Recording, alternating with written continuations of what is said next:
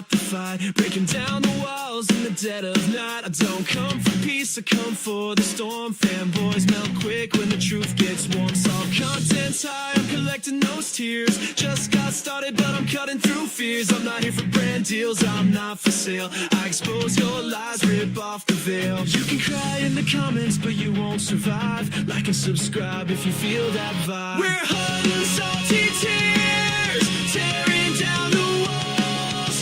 Fanboys falling fast, hear the vigilantes calls.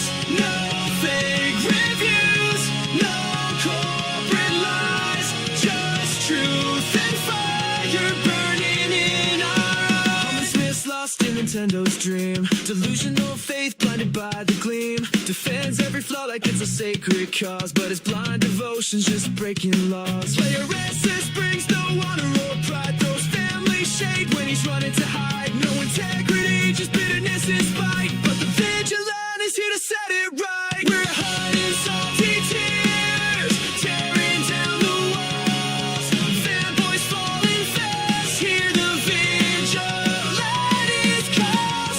No fake reviews, no corporate lies, just truth and fire burning in our eyes. Cast guys, fake words can't hold the line. Sony fanboys smoke, but his reviews don't shine. Switch for shields, the corporate game, selling hype and spin while we call out the shame. Dark trays and Nintendo fanboys stuck on repeat, says the same old lines like a broken beat. Recycling words, no fresh insight, but we break through the noise and bring the fight. We're hot and salty tears, tearing down the walls. Fanboys falling fast, hear the vigilante's calls. No fake reviews, no corporate lies, just truth and fire burning in our eyes. If you're tired of fake, if you're done with the spin, join the fight, let the real talk begin. We're here for the truth, no need to hide, so make sure to like and subscribe.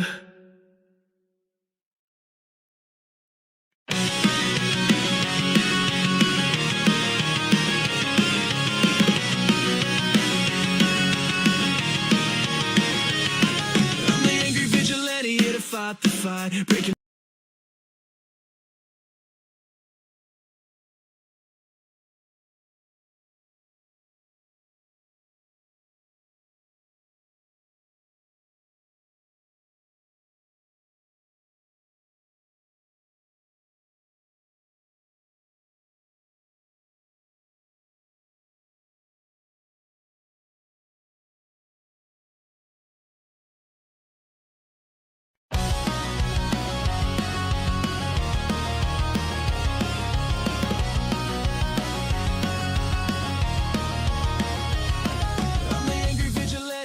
Fight the fight, breaking down the walls in the dead of night. I don't come for peace, I come for the storm. Fanboys melt quick when the truth gets warm. Solve content's high, I'm collecting those tears. Just got started, but I'm cutting through fears. I'm not here for brand deals, I'm not for sale. I expose your lies, rip off the veil. You can cry in the comments, but you won't survive. Like and subscribe if you feel that vibe. We're hot and salty tears, tearing down the walls. Fanboys falling fast, hear the vigilante's calls.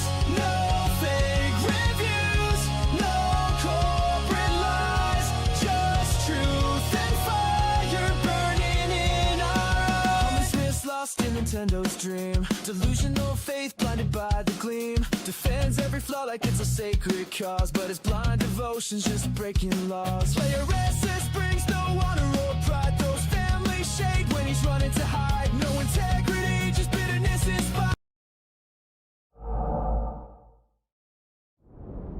Hello, everybody. How is it going, everyone?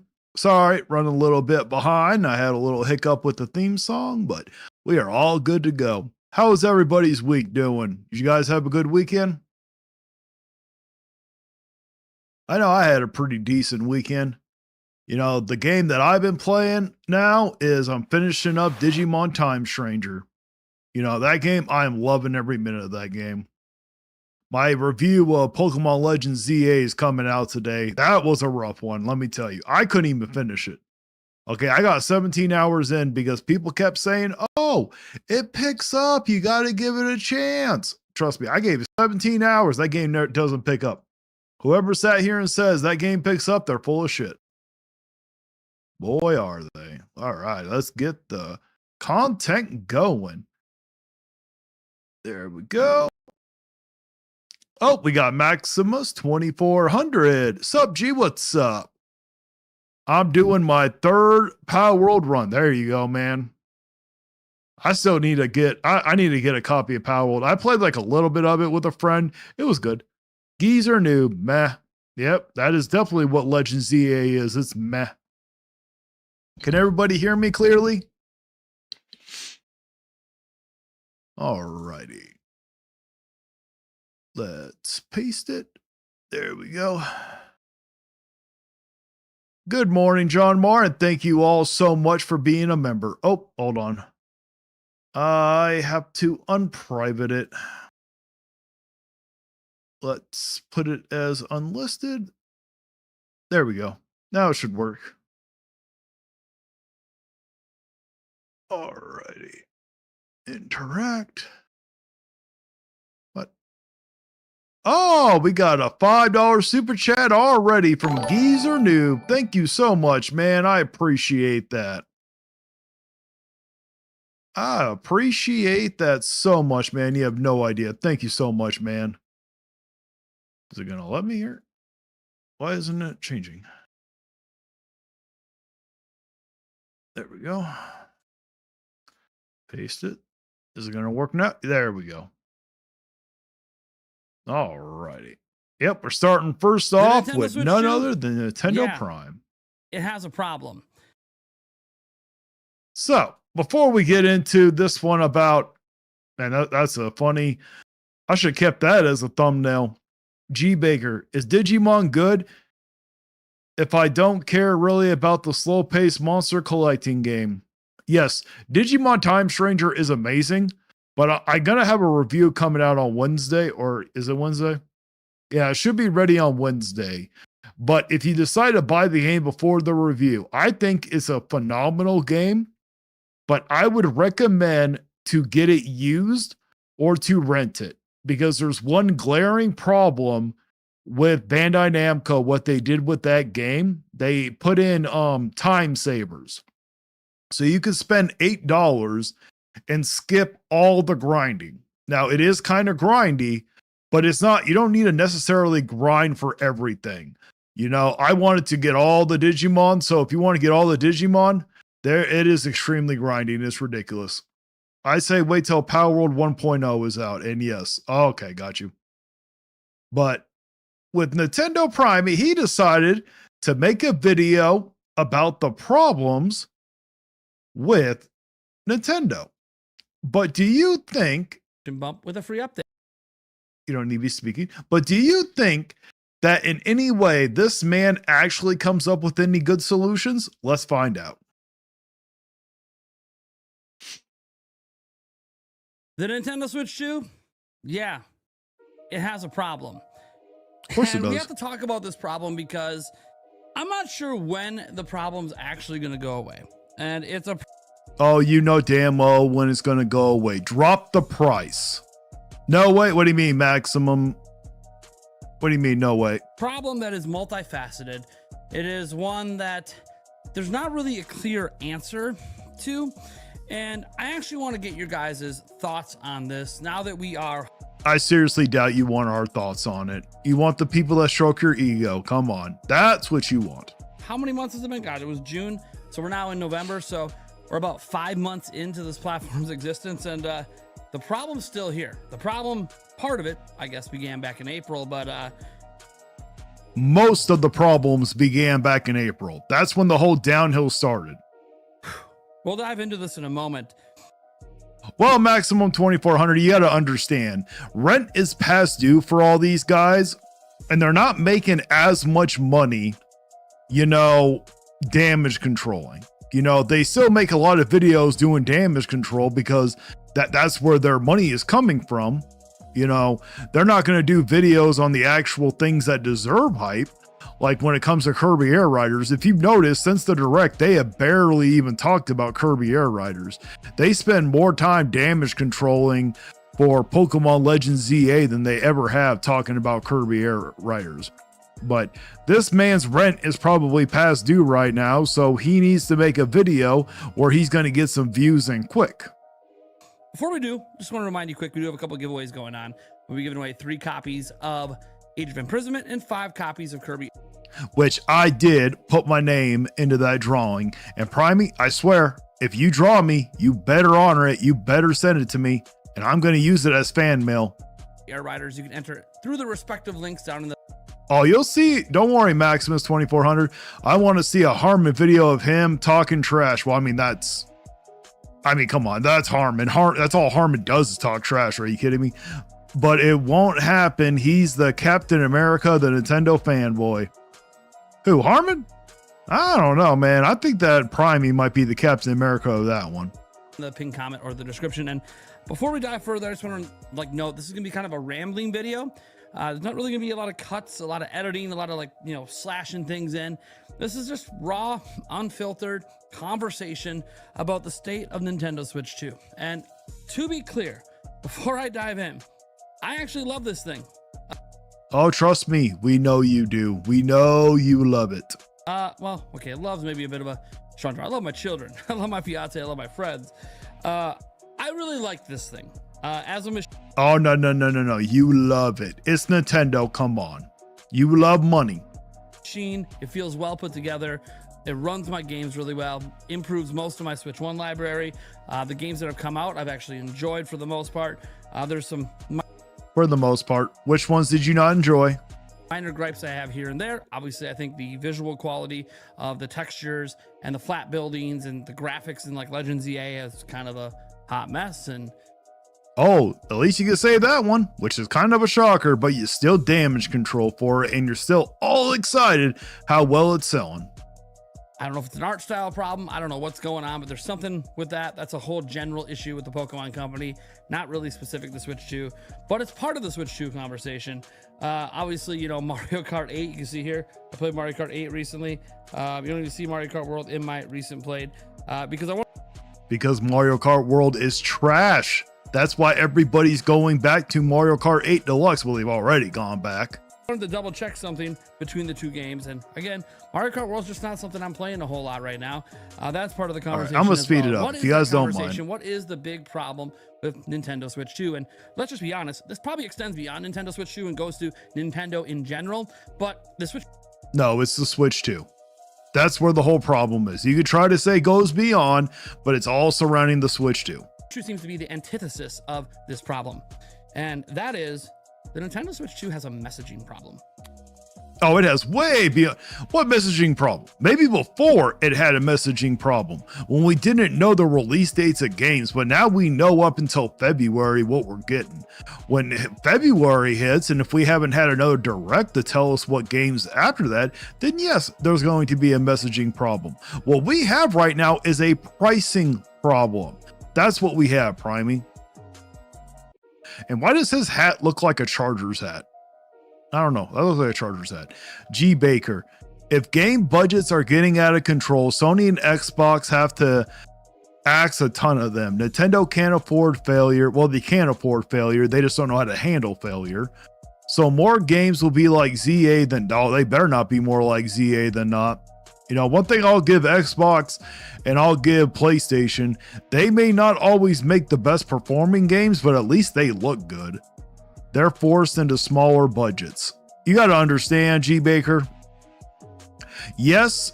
Well, I don't think Xbox really has a budget problem with a lot of their games. You can tell in some of their games that they are lower budget, which isn't necessarily a bad thing. But with Sony, yes, Sony does have a problem with overballooning their budget. You got to understand with Nintendo, with Legends ZA, that is like a indie budget or a AA budget, and they're pretending that it's a AAA title.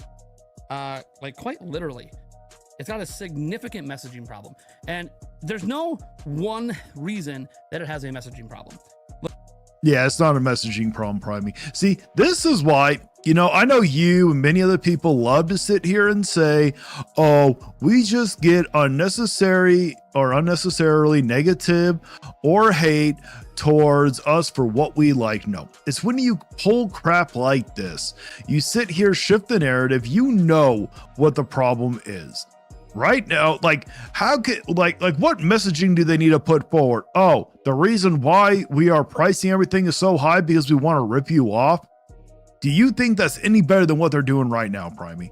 This is why you shift the attention, and then eventually, because I've seen this video, eventually you're going to start doing something where you're conditioning everybody to accept this crap.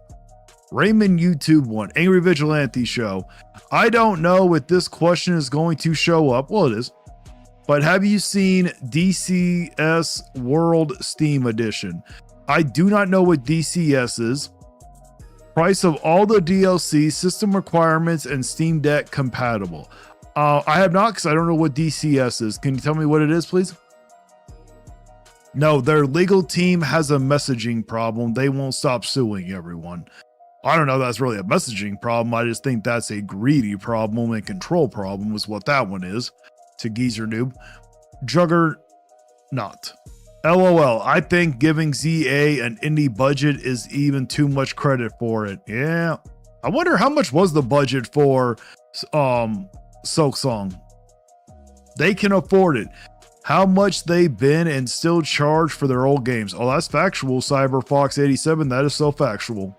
Look, we could talk about all the negative content creation. We could talk about the positive content creation, the toxic positivity, the toxic negativity. I actually don't care about any of that.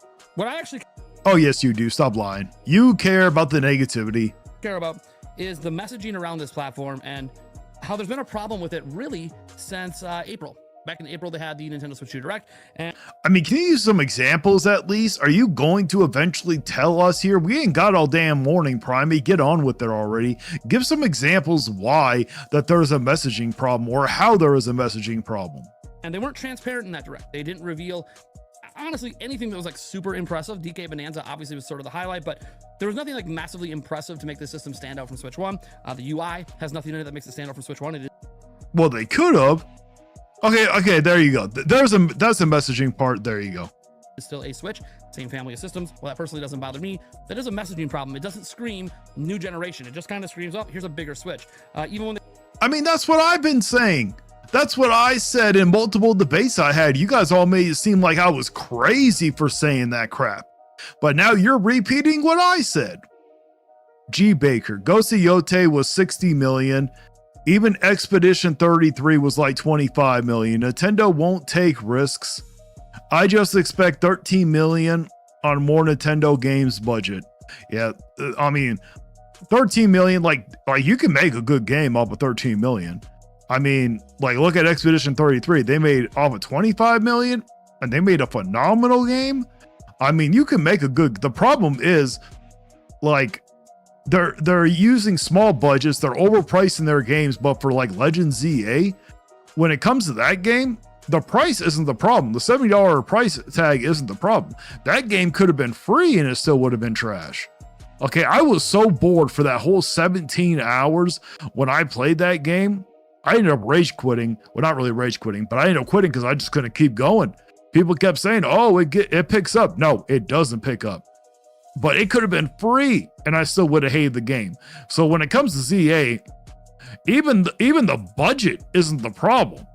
They could have dumped $100 million into that budget and it still wouldn't have been good because the problems were the fundamentals. It was the story. The story was trash.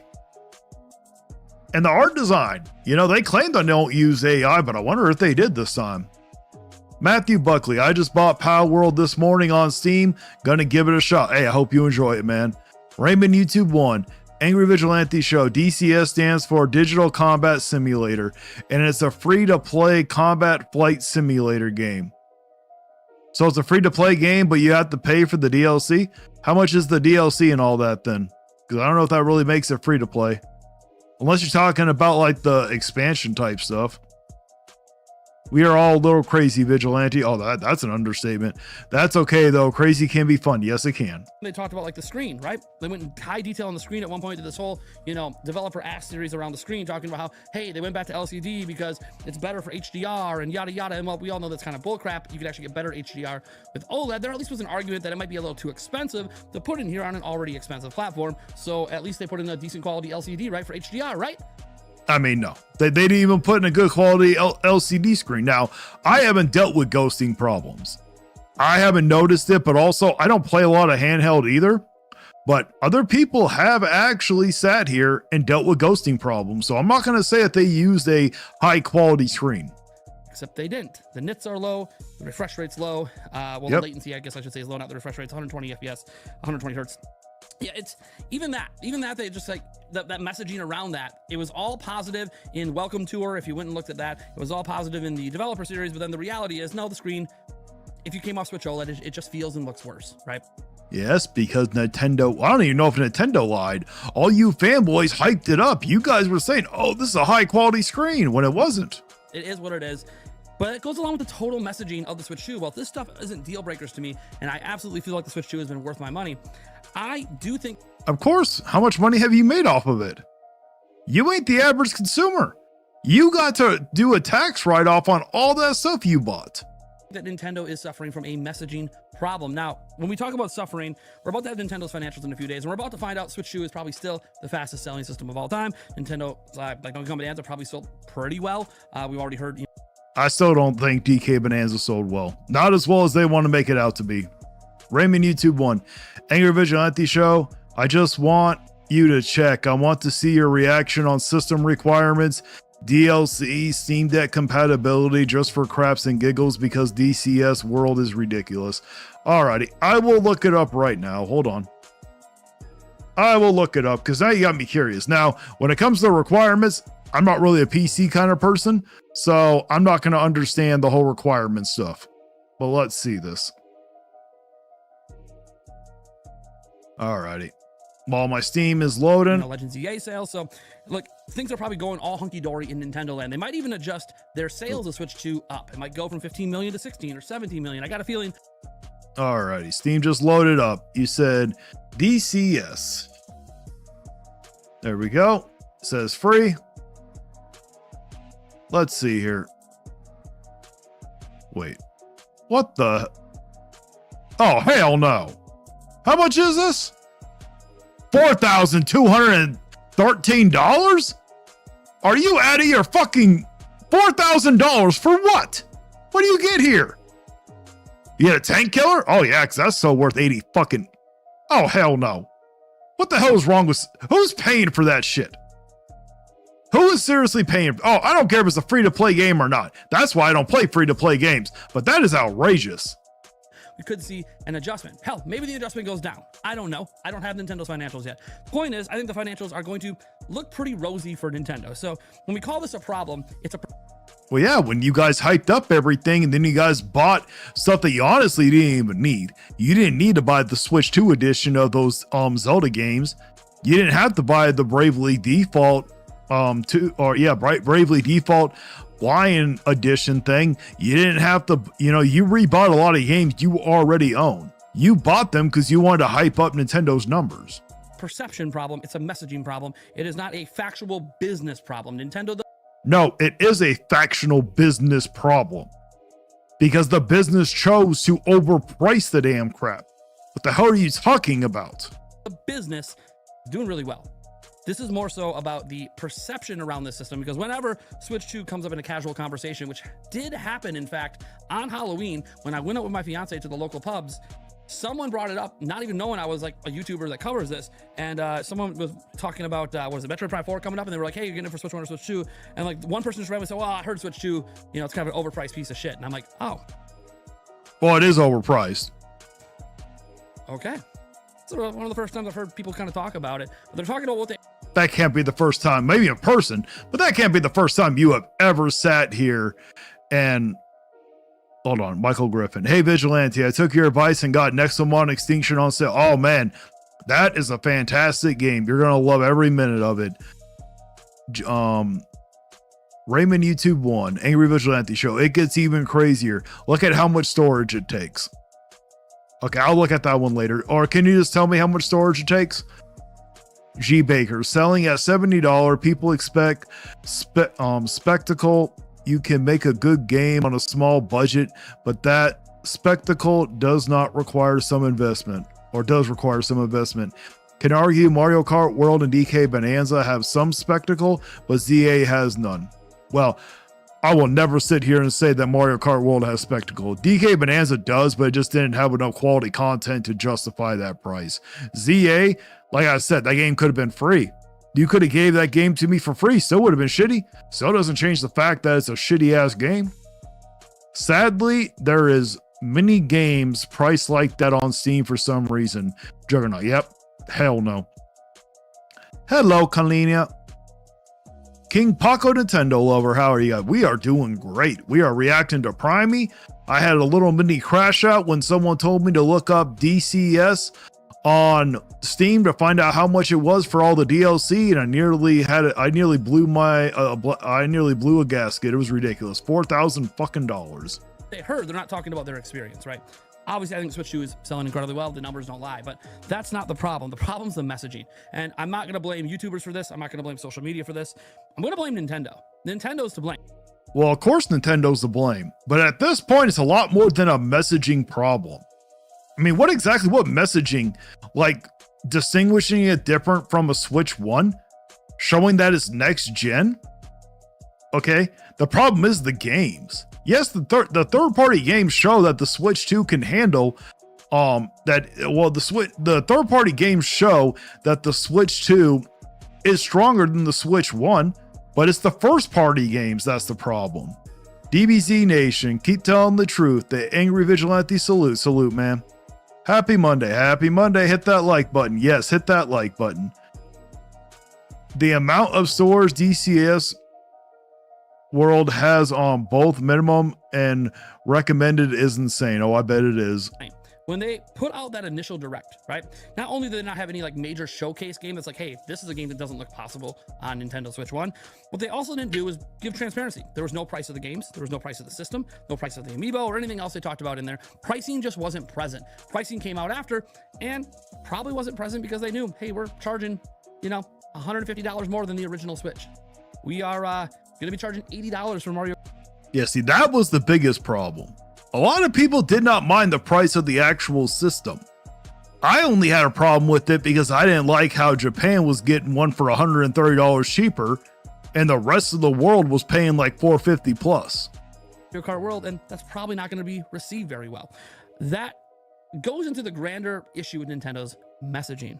Their messaging has created a poor perception around everything. If you throw in the Pal World lawsuit that the internet's kind of mad at Nintendo about, you throw in... Of course we are. It's ridiculous. Obviously, some of their policies, whether they're new or not, but because people got upset over pricing, then they started digging deeper to find more things to be upset. I don't recall you buying a used Switch 1 game or a used Wii U or a used Wii, putting it in your system and getting your system banned. I don't recall any of that happening, Primey. So you could say, oh, it's the same rules or policies that was before. I don't remember all those getting banned before. That created a messaging issue, and again, Nintendo's own fault. At least they could have been upfront. Oh, what do we got here? Oh, someone just subscribed. Thank you so much. Got a damn train going on around here. Transparent, that might have helped a little bit. And then we get through the fact that, everyone's like, wait for that September Direct, wait for that September Direct, wait for that September Direct. And like the big reveal was a Fire Emblem game, which has me excited, and like a Mario Tennis game and Yoshi. These are, announcements that excite me. I'm actually excited for the new Fire Emblem game, and I'm excited for the new Yoshi game. Mario Tennis, I mean, I'm gonna give it a shot. I'm not a huge tennis person. But again, on the surface, none of them look like something we needed a new system for. Now, to be clear, PlayStation 5 has been going through this for, years now, pretty much since it came. No, they haven't. Godfall, no matter how terrible that game was, did look better than a lot of the PS4. Okay. And Primey, I love how you always sit here and try to sit here and say, oh, well, PS5 is going through this. The Switch 2 isn't a PS5. The Switch 1 isn't a PS4. The Switch 1 is more of a PS3 to a PS4. So, or it's more of a PS3. The Switch 2 is closer to an Xbox Series X or S, I mean, not X. So let's just sit here and use this as a comparison. Is there a huge difference between a Switch 1 and an Xbox Series S, Primey? Came out, every game that gets announced for PlayStation 5, people play it, they look at it, they feel like, man, this is a game that doesn't feel like we needed a new generation for. We could have just played it on PlayStation 4 or PlayStation 4 Pro. And for the most part, they've been right because the games have come out on PlayStation 4. You didn't actually need a PlayStation. Yeah. Okay, I'll give you that one. But a Switch 1 isn't comparable to a PS4. You're making a false comparison. You have to compare it correctly. A Switch 1 is closer to a PS3. And then a Switch 2 is closer to an Xbox Series S. So, and if you look at PS3 level games to Xbox Series S, there is a huge difference in quality, Primey. Why can't Nintendo do the same thing? PlayStation 5 to play a majority of those games. So I guess they've been right.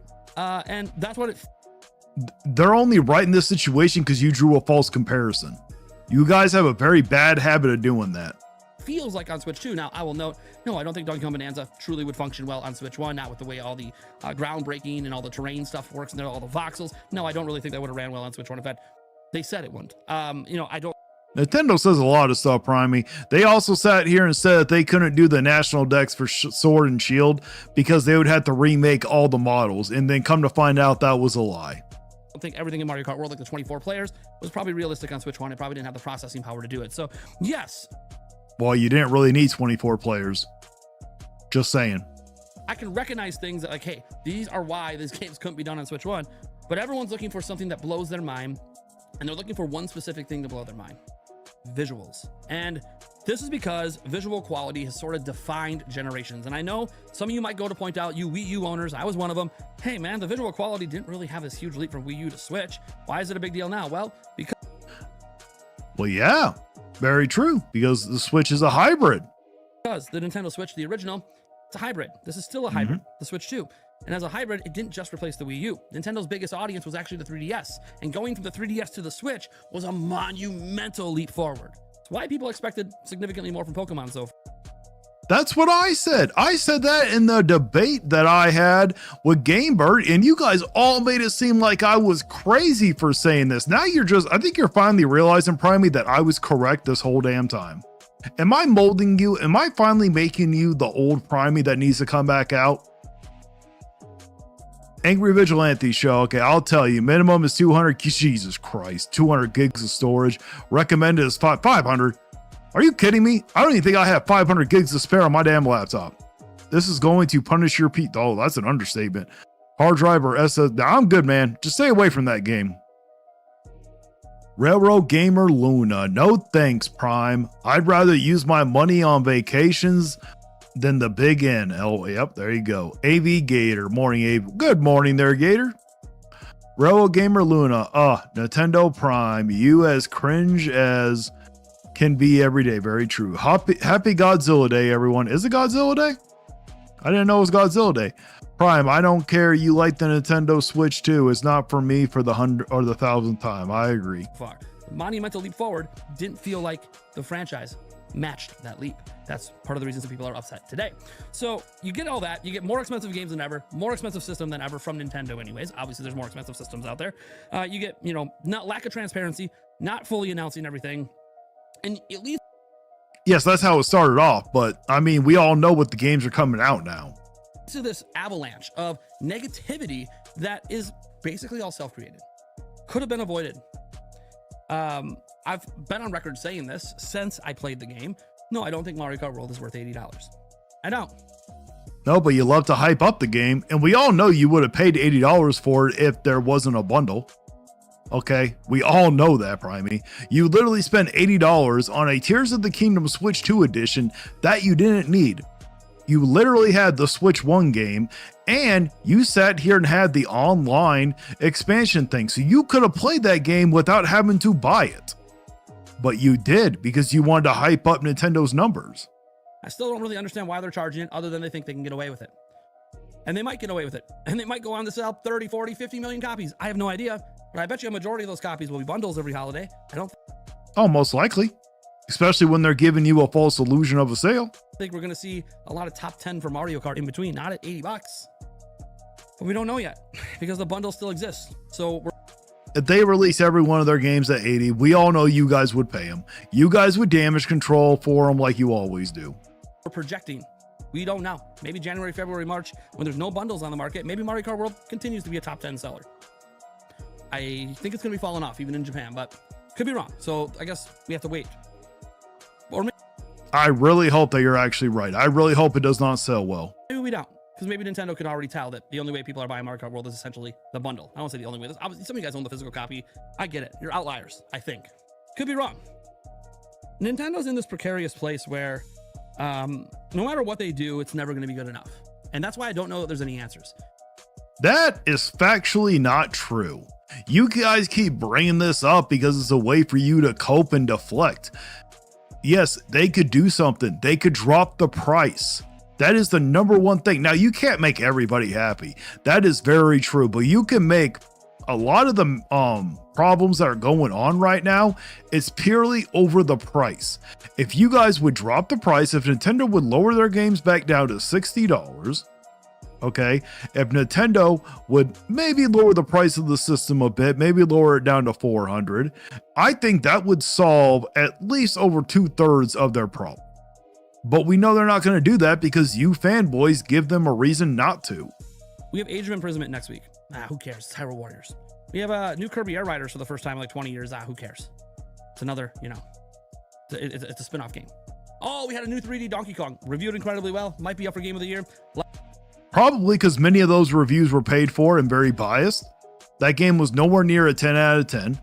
That game was a 7 out of 10 at best. Lots of people enjoyed it, but it's not 3D Mario, right? It's like lesser. It's lesser because it's not this other thing. Hey, how about a new IP? Oh, it's Dragon Drive. Okay.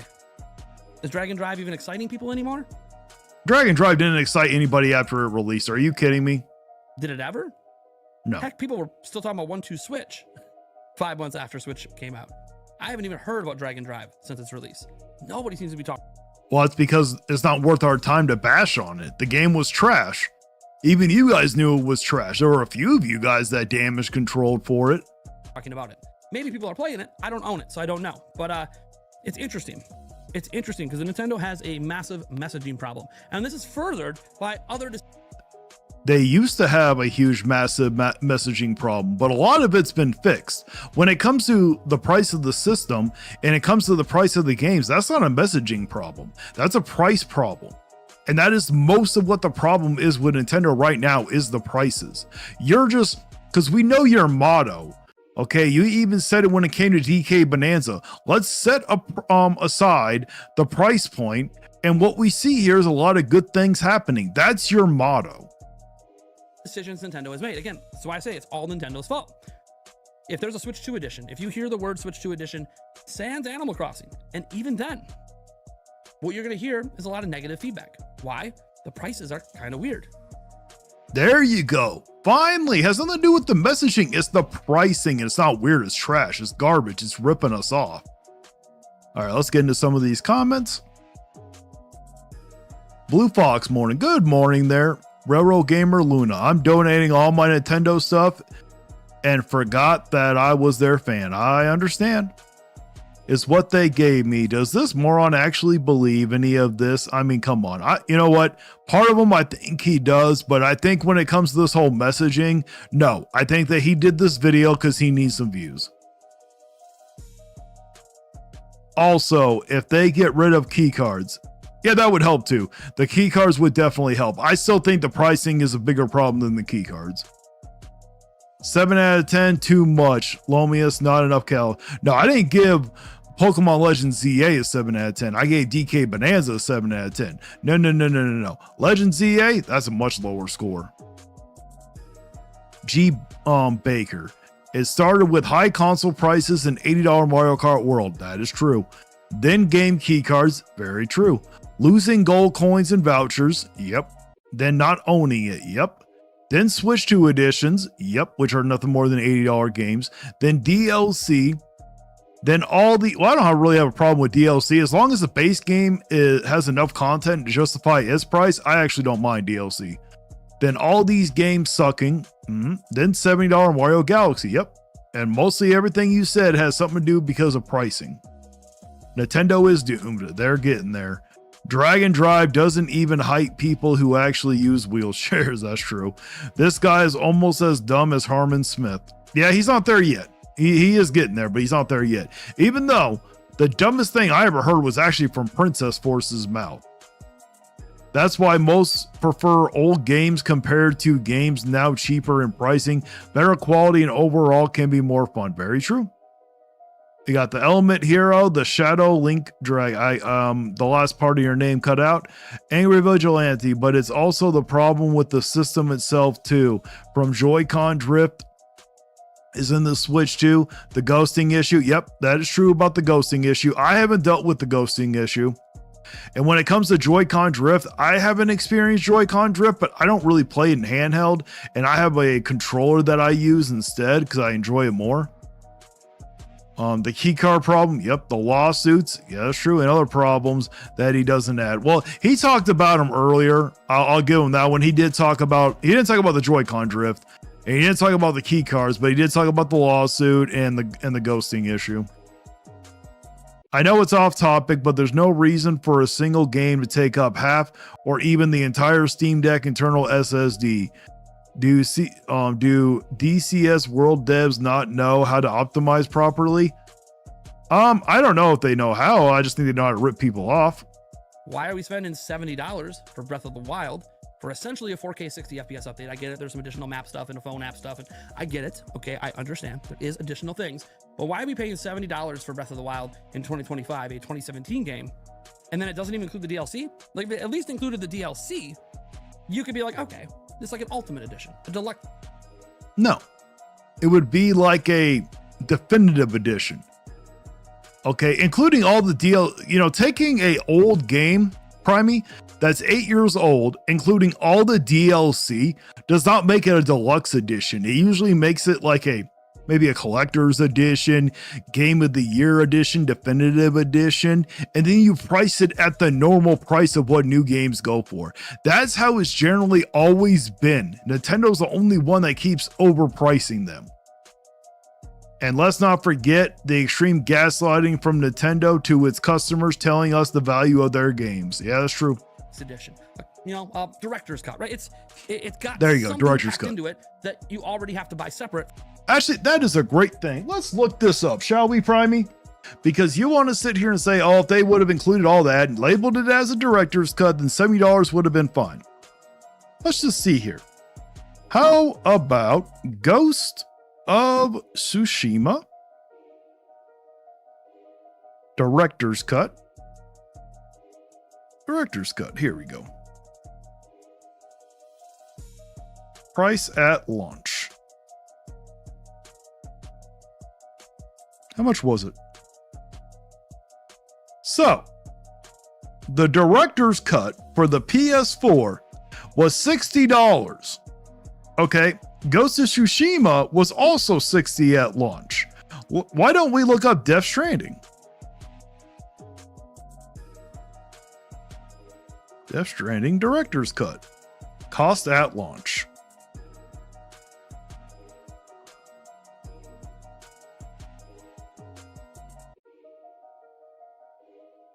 Okay, still $60. Death Stranding director's cut at launch was also $60. So they sat there, included all the DLC, all the upgrades, and still charged it at the normal price. They didn't charge $10 more. Now, this is what Nintendo is doing. So you're okay with that? No, Primey, no. From Breath of the Wild. So it would actually feel like a decent deal because Breath of the Wild is still MSRP 6. No, it wouldn't be a decent deal. If they would have sat here, took Breath of the Wild, included all the DLC, the upgrades and everything, and just sold it to you at $60, that would be a deal. So $60 for the base Switch, or not for the base, but for the Switch 1 game of Breath of the Wild, it's not worth $60. You've been conditioned to believe that. With the $25 DLC, you're actually saving a smidge, but you're getting some additional perks on Switch too. Nintendo could have done that. No, you're not really saving anything. It shouldn't be like that. They made their money on those damn games. They made that and then some. It's the least they can do. Breath of the Wild has sold over 30 million copies. The least they can do was package all the DLC in, do a Switch 2 edition, and charge you $60. That would have been the right thing to do. They've made lots of money, billions of dollars on Breath of the Wild, let alone Tears of the Kingdom. They could have packed it in, and they didn't. Tears of the Kingdom. And the reason why is because of fanboys like you. Look, I get it. It's not a very old game for Nintendo in terms of how Nintendo handles pricing. It sold over 20 million units. $80 for basically the same thing as Breath of the Wild. Now, there's no DLC to include. And I get that, like, those two games you could just get for free if you have, like, you know, the upgraded version of NSO. But $80 when you go to the... Yeah, see, why did you buy it though? Why did you sit here? You're setting a bad precedent for Nintendo. You're showing them that it's okay, Primey, because you went out and bought that $80 game. And then you're going to act like it's not worth it right now? But see, this is where the problem is. It's the pricing. You're saying it's the messaging. There ain't no messaging that can fix this except doing a price drop. That's the only thing that can fix it. Store, it's what it says on the shelf next to that game. Kirby and the Forgotten Land, yeah, they included DLC. $80 on the shelf. Certainly doesn't look enticing, does it? Now, you don't need to have it. You can just buy the $60 game and still have fun with the base game, but still $80. It's not the base game. You can have fun with the Switch 1 game. There's a difference, Primey. Learn it. $80 on the shelf. It still doesn't look good. It's a messaging problem. Nintendo's That is not a messaging. That's a price problem. messaging so far this generation. What could they solve with messaging? What? Explain why they have to price it out there? We know why they're pricing it out there. It's to rip us off. You can say it's a messaging problem all you want. It's a pricing problem. It has basically been, hey, we are the same Nintendo you know and love, except everything we give you is more expensive. It's tough to swallow. And that's the problem. If they're going to raise the price, they should raise the quality. Now, some of it isn't their fault, right? Well, let me explain some of the things that aren't their fault. Tariffs, not their fault. They have no True. control over any of that, right? So the system being more expensive to get in, accessories prices having to go up because of taxes. The price of the system was factored in before the tariffs, Primey. Nintendo has no control, right? It is what it is. But they do have control in the software. Because, look. I do not remember that, Matt Nil. Does anyone remember when you could walk into Walmart and buy a new game for $20 or $30? If it was in the bargain bin, sure. But if we're talking about like a brand new game that just came out, no, I do not remember that. The software is also sold digitally. Yeah, physical is still the majority of Nintendo's own game sales are physical. And yes, it does technically cost more to get that physical unit into the United States, as an example, than it does before due to tariffs. However, when we're talking about Switch 1 games, haven't you kind of already made your bread and butter? Not kind of. They already have made their money back. Now this is why you're getting to it. Why are you keep saying, oh, it's a messaging problem? It's a pricing problem. It's a greed problem. Isn't just getting any additional sales nothing but profits? That's what's so weird. Everything about them has just gotten more expensive. And even the recently announced Animal Crossing New Horizons stuff, right? The free content is awesome and amazing. And I'm really glad Nintendo's offering it. Whether or not it means Animal Crossing is farther away, the new one, or whether it means it's actually probably further away. Closer because they're just trying to reactivate the fan base. I don't know, right? Those are theories. We have no facts on this. It's all just guesswork. But everyone's focused on the $5 for the most part, right? The $5 you pay to get 4. Because it's ridiculous. You shouldn't be paying $5 just because they didn't make their money off of the Switch 2 like that. No, they should have just made it free. 4K. I think it's 4K. Pretty sure they said 4K. I could be wrong. But the $5 you pay to get an upgraded resolution, right? You paid to get 4 more people to play with online, and you paid for game chat features. Well, mouse mode as well. Throw that in there. That sounds cool. You know, you can have videos. It is, but it's not worth no $5. Those are usually free upgrades. To your friends if they happen to have a camera plugged in. But what it doesn't sound like to me is anything much more than what the free updates were for things like Mario Odyssey. Mario Odyssey included a resolution bump with a free update. Yes, which was shocking that they decided to do that, probably because of how much pushback they were already getting. Other games included resolution and FPS bumps with a free update. You see other companies like No Man's Sky doing entire upgrades to the whole quality of the game with free updates. But Nintendo still wants to have that $5. Now, look, I don't give a crap about the $5. Want to be very clear. I don't think it's that big a deal. I think if it's not worth it. Of course you don't. They could literally come out with the new Zelda game tomorrow at $100. You wouldn't think that's a big of a deal. $5, just don't pay it. The game is still great as it is, and you're getting free content. Don't really think it's worth like throwing a big hullabaloo. But the problem isn't, Of course it is. It's the principle behind it. that individual decision for Animal Crossing and the $5. Again, it's your money, spend it how you want. It's just a Django Fett, no one really understands. I don't even think he understands. He keeps trying to say, oh, it's a messaging problem. No, it's a pricing problem. another like little grain of sand onto the messaging Nintendo has around Switch 2. And while some of the messaging can't be avoided, the system being $450, I don't know if Nintendo could have avoided that in the way the world's economy works today. They could have avoided it.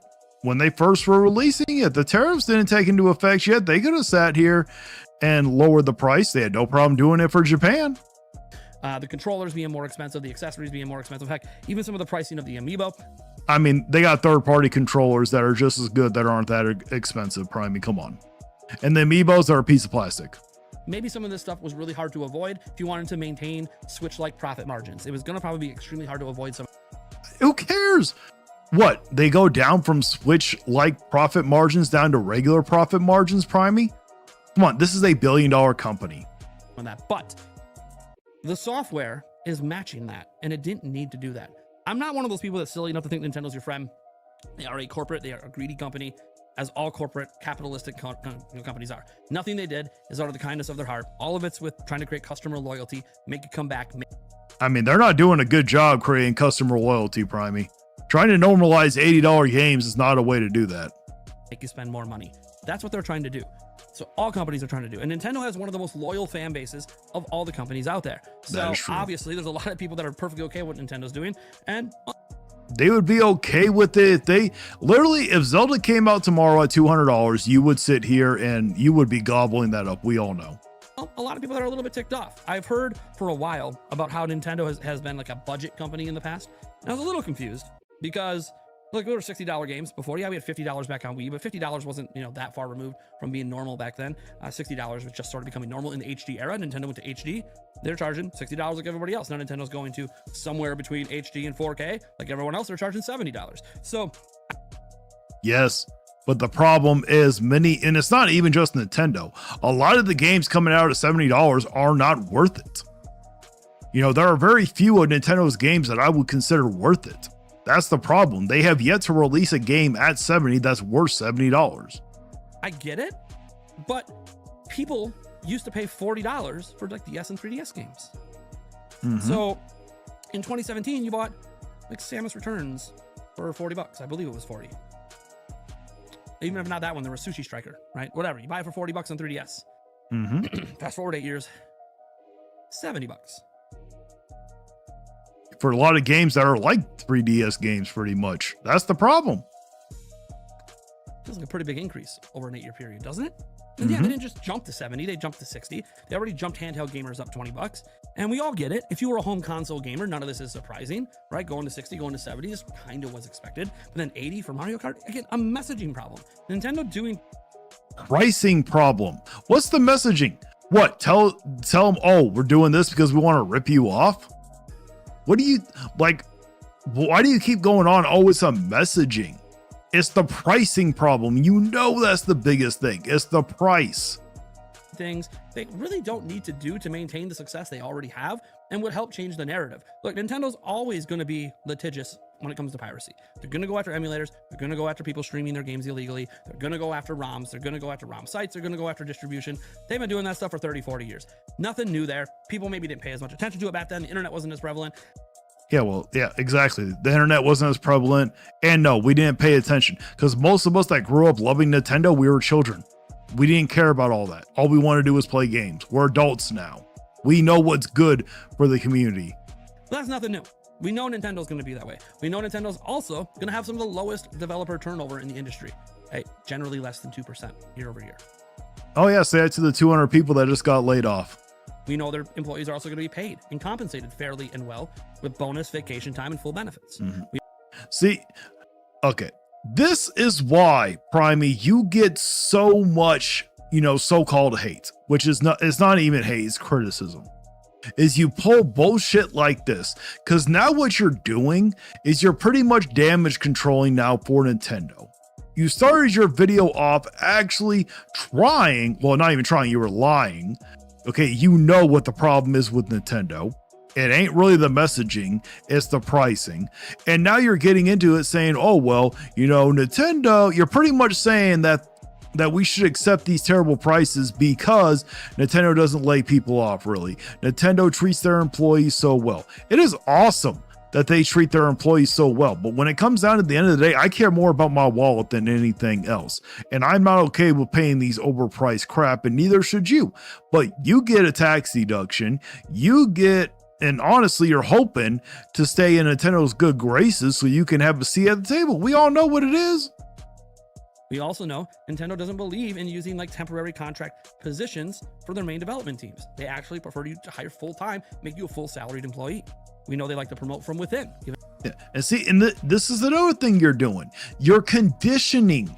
What you're doing is you're conditioning the community to accept this stuff. Now you're trying to sit here and get to the emotional side of people saying, and you're pretty much telling them, oh, you don't like that Nintendo takes care of their employees? You don't like, this is what you're doing. This is why you get so much criticism from everybody else. I will acknowledge that there are some people that you just get hated on for what they like, but you, Primey, are not one of those people. And promotion opportunities to people with ideas. We have heard that some of the best ideas like Splatoon. Gaming with Hope. Can you imagine if Zelda came out at 200? That would be insane. That would be, but you know he would buy it. Angry. Not only that most of the games were released before the launch of the Switch 2, which these games were overpriced if they were already out. True. Primey likes to flip-flop a lot of the time, I see. Oh, he does. $1,000 Zelda edition. He would pay for it.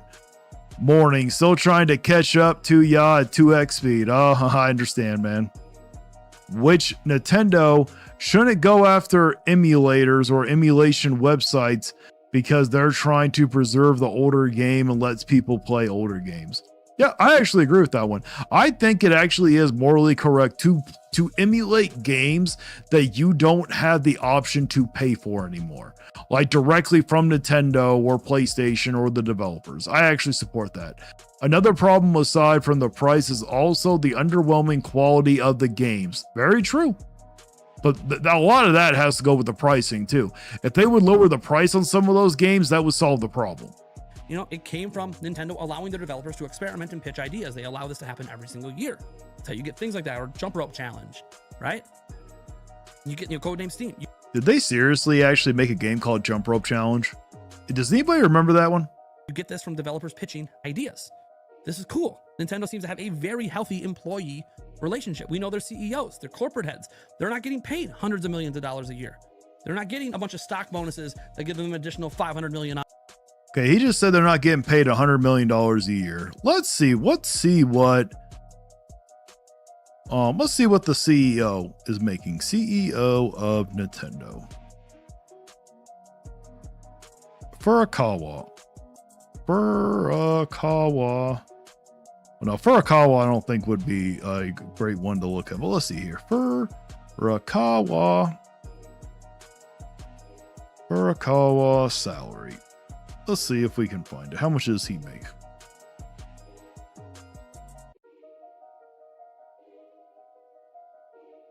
Furukawa, CEO of Nintendo.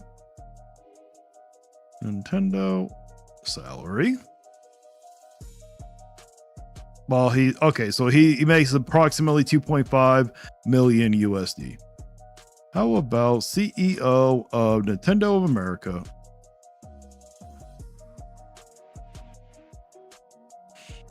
America salary. Because it might be higher actually in America. How Nintendo operates. Most of their money, one, pays taxes. For those who don't know, Nintendo doesn't borrow. They don't create debt. So because of that, they actually pay the maximum tax penalties in Japan on their profits. And then they kind of bank the rest. Now they reinvest. They reinvest in movies, theme parks, right? Merchandise, partnerships, hiring people like, I don't know, how about From Software to make Dust Bloods, right? Nintendo's. How about not hiring back those 200 employees? We all remember that one. Putting that bill. That's why it's an exclusive. Nintendo's footing the bill for the game. That's how that works, especially if it's not a timed exclusive. If Nintendo just outright owns the IP, that's because Nintendo paid 100% for the IP to be made. We don't know yet if it's a timed exclusive, a temporary exclusive, or a full one where Nintendo owns it. But what we do know is Nintendo's footing some of the bill. That's Okay, they still don't need to sit here and raise the prices like they've been doing. This ain't nothing new. They were doing this with Ubisoft when it came to the Mario and Rabbids games. They said there were many developers that they paid to make games. This is nothing new, Primey.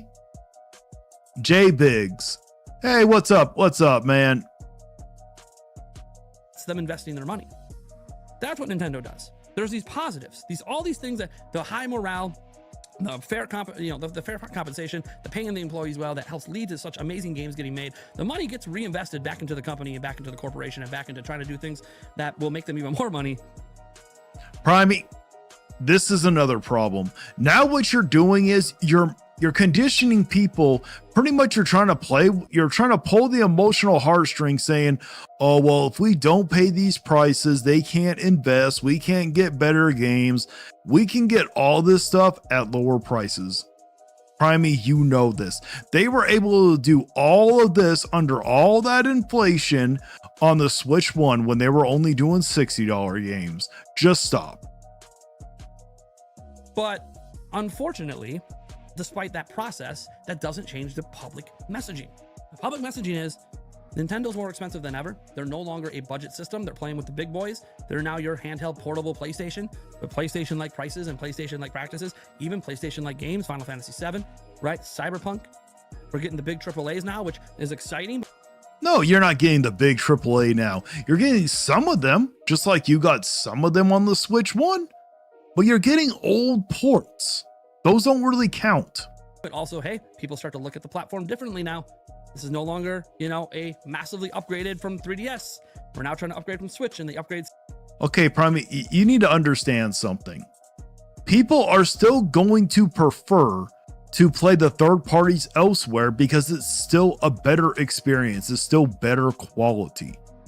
The problem is yes, you want third-party support. There is no doubt about that. But people don't buy a Nintendo for third-party support. They buy it for the first party. And when Nintendo is making half-baked, lackluster games that are overpriced, it's not a good selling point. It seems to be, we need more money than ever. And yeah, I do think PlayStation and Xbox and other companies over time are going to still somehow, some way, I don't even know how, they're going to return to making Nintendo look like they're more budget than the rest. Crazy to think about, but like the economy we're in right now, it's crazy. And this is Probably, and you guys will sit here and help pedal that along, but I will be here to remind everybody that that's not true. me trying to diss those companies. It just, I don't see a path with like the rumor to the specs and the power coming from like PlayStation 6 and Xbox. I don't really see how they get there and are not more expensive than this. Like even like a downgraded digital only handheld model, whatever, like all of it sounds significantly more expensive than this is. And Nintendo is struggling to even make a profit off selling this in the US. You have to buy software to be profitable. And you might go, well, that's a normal business strategy. It's not normal for Nintendo. Yeah, and it's also not normal for Nintendo to release $80 games either, but they got no problem doing that. Actually likes to make profit on their hardware and their software. Something they do differently than everyone else.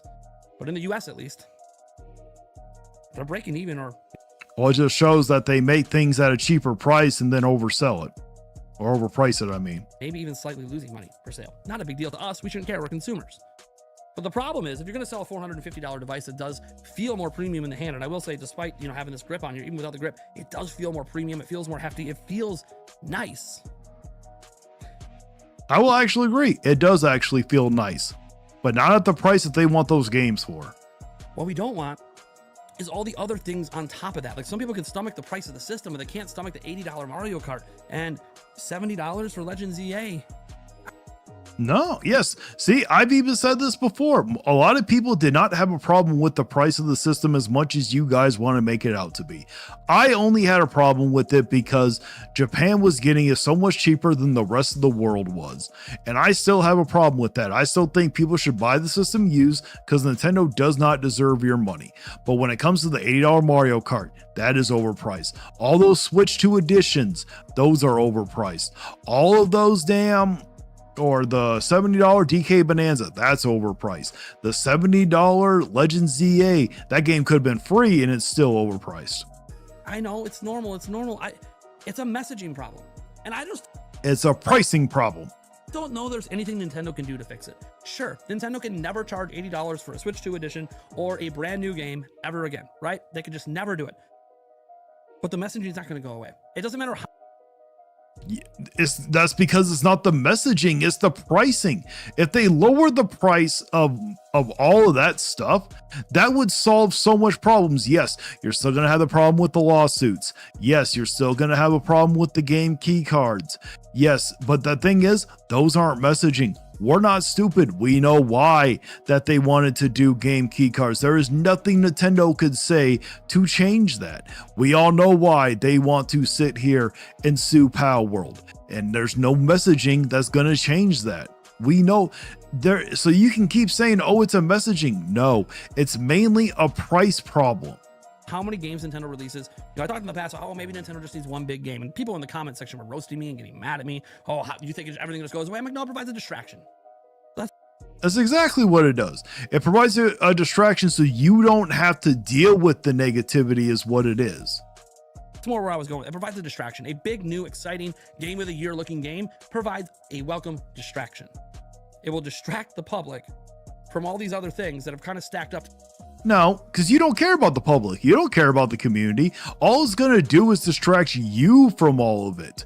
You don't like having to deal with all of this criticism, so you want to be distracted. That's all it is. That's why you were so happy when it came to the leak from Woods. It gave you false hope, and in turn, you pushed that false hope onto the community itself.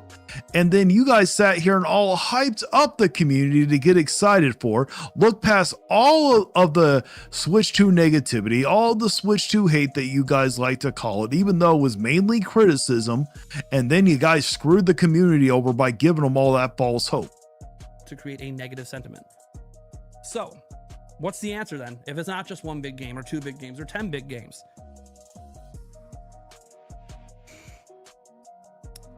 I don't have one. Of course you don't have one. But no, actually you do have one. You just don't want to say it. They could lower the price. If they drop the price, that would solve so much problems.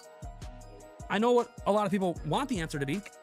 They want it to be, hey, they'll renege on the $5 for Animal Crossing New Horizons and just give us the update for free. They want them to just cut the price of Mario Kart. Exactly. See, then you do know. World at least down to 70, if not down to 60, right? They want Switch 2 editions to have their prices slashed. They want all 4K 60 FPS updates to be free. Exactly. They want Nintendo to drop the lawsuit against Pow World and admit it was a mistake. Not just drop it, but admit it's a mistake. They want them to change the policy about bricking systems that's been around since the Wii. They want Nintendo to drop the price of the system itself. Exactly. See, you are acknowledging so much. Now you're forgetting the game key cards. That's the one thing you are forgetting. And reality is Nintendo's probably going to do absolutely none of it. Yes, because of you guys. You guys are at fault for this. Unlike you, we all stood against Xbox and got them to drop the price when they were trying to push $80 games. You guys bent over backwards for Nintendo. You let Nintendo spread them cheeks wide on open. So what is the answer? Well, there's a couple things Nintendo can do that would at least mitigate some. Oh, I'm so fucking excited to hear this one. Be more transparent. Bullshit. Transparency is not going to help. What are they going to sit here and say? Oh, we like money. We want to rip you guys off. So fuck you. Give me money. How is that going to help? Put on, I guess, more exciting showcases. A little hard, no control. I mean, the last two showcases were actually pretty damn good. So I don't see how they can do that, Primey. That's not going to solve anything. All it's going to do is get you excited. All controlling games are ready, right? Like development takes what it takes, but you try to put on more exciting showcases. You can try to be more transparent with your messaging. You could not have people like Dub Bowser going out there and tell you if you can't afford a Switch 2, hey. Yes. Okay. I will firmly admit this one. In the very beginning of the Switch 2, yes, there was a messaging problem, but there was also a pricing problem. Now there's not that much of a messaging. It's the pricing. You still buy a Switch 1. Yeah, you said it in a... He never gives any solution there, Adobe. This is the problem. He acknowledges what the problem is, and he knows what the solution is, but he is too broken. Well, it's not even broken. It's just that he loves this piece of plastic so much because that's where he makes his money on. He makes his money with Nintendo, so he has the damage control for it. And if he had a spine, he would probably, yes, in the beginning of when the Switch 2 was coming out, he probably would have lost a lot of subscribers. His views would have gone down a little, but then they would have started to regain themselves, and he would probably be doing very well right now if he had a spine, if he did the right thing. But the problem is he cowered away and refused to do it. A much nicer way than was said in the past when a certain other company got in some controversy saying something very similar. I mean, I wouldn't say it was really nicer. They both were pretty much saying the same thing. But oh, we got Blue Moon. Thank you so much for being a member, man. He is kissing Nintendo to get free copies of games. Oh, you know it. Still said it. It still didn't sound good, no matter how you try to sugarcoat it, how nice you are about it. Still doesn't sound good. I'm not sure there's anything Nintendo can really do. Yes, you do. Stop lying. And even those that are excited about Switch 2, even the ones that like love it like me, there's still little things that you're frustrated by. I know, for an example, a lot of people excited for Metroid Prime 4 Beyond are a little frustrated. The marketing's been confusing and hasn't been confusing. It's been shitty. Been very clear. There's been very little of it. And maybe we're about to get a big giant. Stephanie Browse, what in life is a good price? Well, I would say 60. I tolerate $70 games because that's what the standard is, and that's what the gaming industry has accepted. But $80 games there, Stephanie, that is not a good price. That is a shitty price. Direct blowout for it. And that would be great. But you were willing to announce a Kirby Direct early. You were willing to announce a Mario Kart World Direct early. You were willing to announce a Switch 2 Direct early. So you're showing you're willing to announce these things early. Yeah, because they wanted to get people hyped for them. This ain't nothing new. Nintendo don't care about Metroid. Look at what they did to Metroid Prime Remaster. Before the week of. I think maybe some relief would have came if you would have did the same for Metroid Prime 4. But that relief is only going to be serving a very minute part of the fan base. But it goes in with that additional messaging that your marketing isn't even very good for the games that you should be excited for. Okay, this one I will give you. That's a messaging problem. I will give it to you because the marketing has been trash. But the overwhelming problem is the price, and you know it. So I don't really know what Nintendo can do. Obviously, yes, you do. As a business, they're doing well. Switch 2 is selling well. The games are, and we know you're excited. Well, I guess we'll find out on November 4th. I can't wait. The games released so far. We'll see how Nintendo's holiday goes. That's tomorrow. Go on to smash more records. And look, Nintendo as a business is healthy, and maybe. And we know you would love to rub it in everybody's face, saying, "Oh, look at how well they're selling," even though they're shitty. The real answer is just time. Get deeper into the generation, more great games come out. People stop caring as much about these things they care about today. The messaging, the prices, it becomes accepted, it becomes normalized. And as that happens, everything. See there, and that's your solution. Just do nothing so everything becomes normalized. Don't worry, I will still be here complaining about the $80 bullshit. Kind of melts away. It seems like I didn't miss the stream. No, you did not, Chaos. No, you did not. I'm glad that you didn't. Welcome. And all anyone's talking about again is whether or not they like the games coming out. Maybe that's the real answer. Like, I just need to go to sleep and wake up in 2027 or something. I don't know. Because Nintendo's not going to do the things that people want them to do. That's like. Yes, they will. If you fanboys would stop bending over and letting them spread your damn cheeks wide open and taking you to town and push back and say no, yes, they will do. They will drop the price, but it's because of you guys that they won't. I know someone's going to go down in the comments and they're going to make a list of all these things Nintendo can do. And a lot of it's going to be about lowering prices. Yes, 90% of it, I guarantee, is going to be about lowering prices. And they're not going to do that. Because of you. And it sucks that I know they're not going to do that. But if you're honest with yourself, you know when you're saying that, they're not going to do it either. And for many people, sans that, there's nothing they can do to change the narrative. I remember when there was outrage about $70 games. EA, I think, was the first company. Nope, it was 2K. They were the first company to do it. Sony got some backlash for it as well when they announced. Oh, yeah, I remember. Well, I don't remember that one, but I remember they were talking about your old tweet when you were like, oh, Why aren't you guys giving the same energy towards Sony that you did to 2K about it? You didn't like that they raised them up to 70, but then when Nintendo tries to normalize $80 games, you're quiet as a church mouse acting like, whoa, I don't know if it's not worth it. No, you knew it wasn't worth it. With PlayStation 5 and launch games and stuff, there was a big uproar about $70 games. That was what, 5-6 years ago? It's 2025. Do you hear big uproars over $70 games anymore? Did you hear a big uproar when we went from 50 to 60? Didn't really seem like a big uproar back then, social media. No, because most of us were teenagers probably when that happened. At least I think I was. Yeah, that was a little smaller back in those days. So yeah, there was a big uproar, and here we are, and it's still here. Remember all the big uproars, and myself included, over pre-announced day one DLC? There's been a lot of backlash, a lot of uproar. Been many years of it happening. It's been now normalized to the point where there's still some backlash. It just depends on the situation. Backlash isn't as strong as it once was. So maybe the real answer is Nintendo just has to fast forward the clock. People learn. Yes, and that's exactly what you want. You don't see the problem. This is why we keep blasting you, Primey. What you're doing right now is you're conditioning the community. Just wait, this will all blow over. To accept it. And we move on.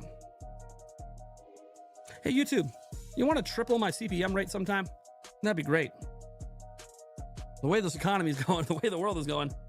Primate, this is a complete false comparison.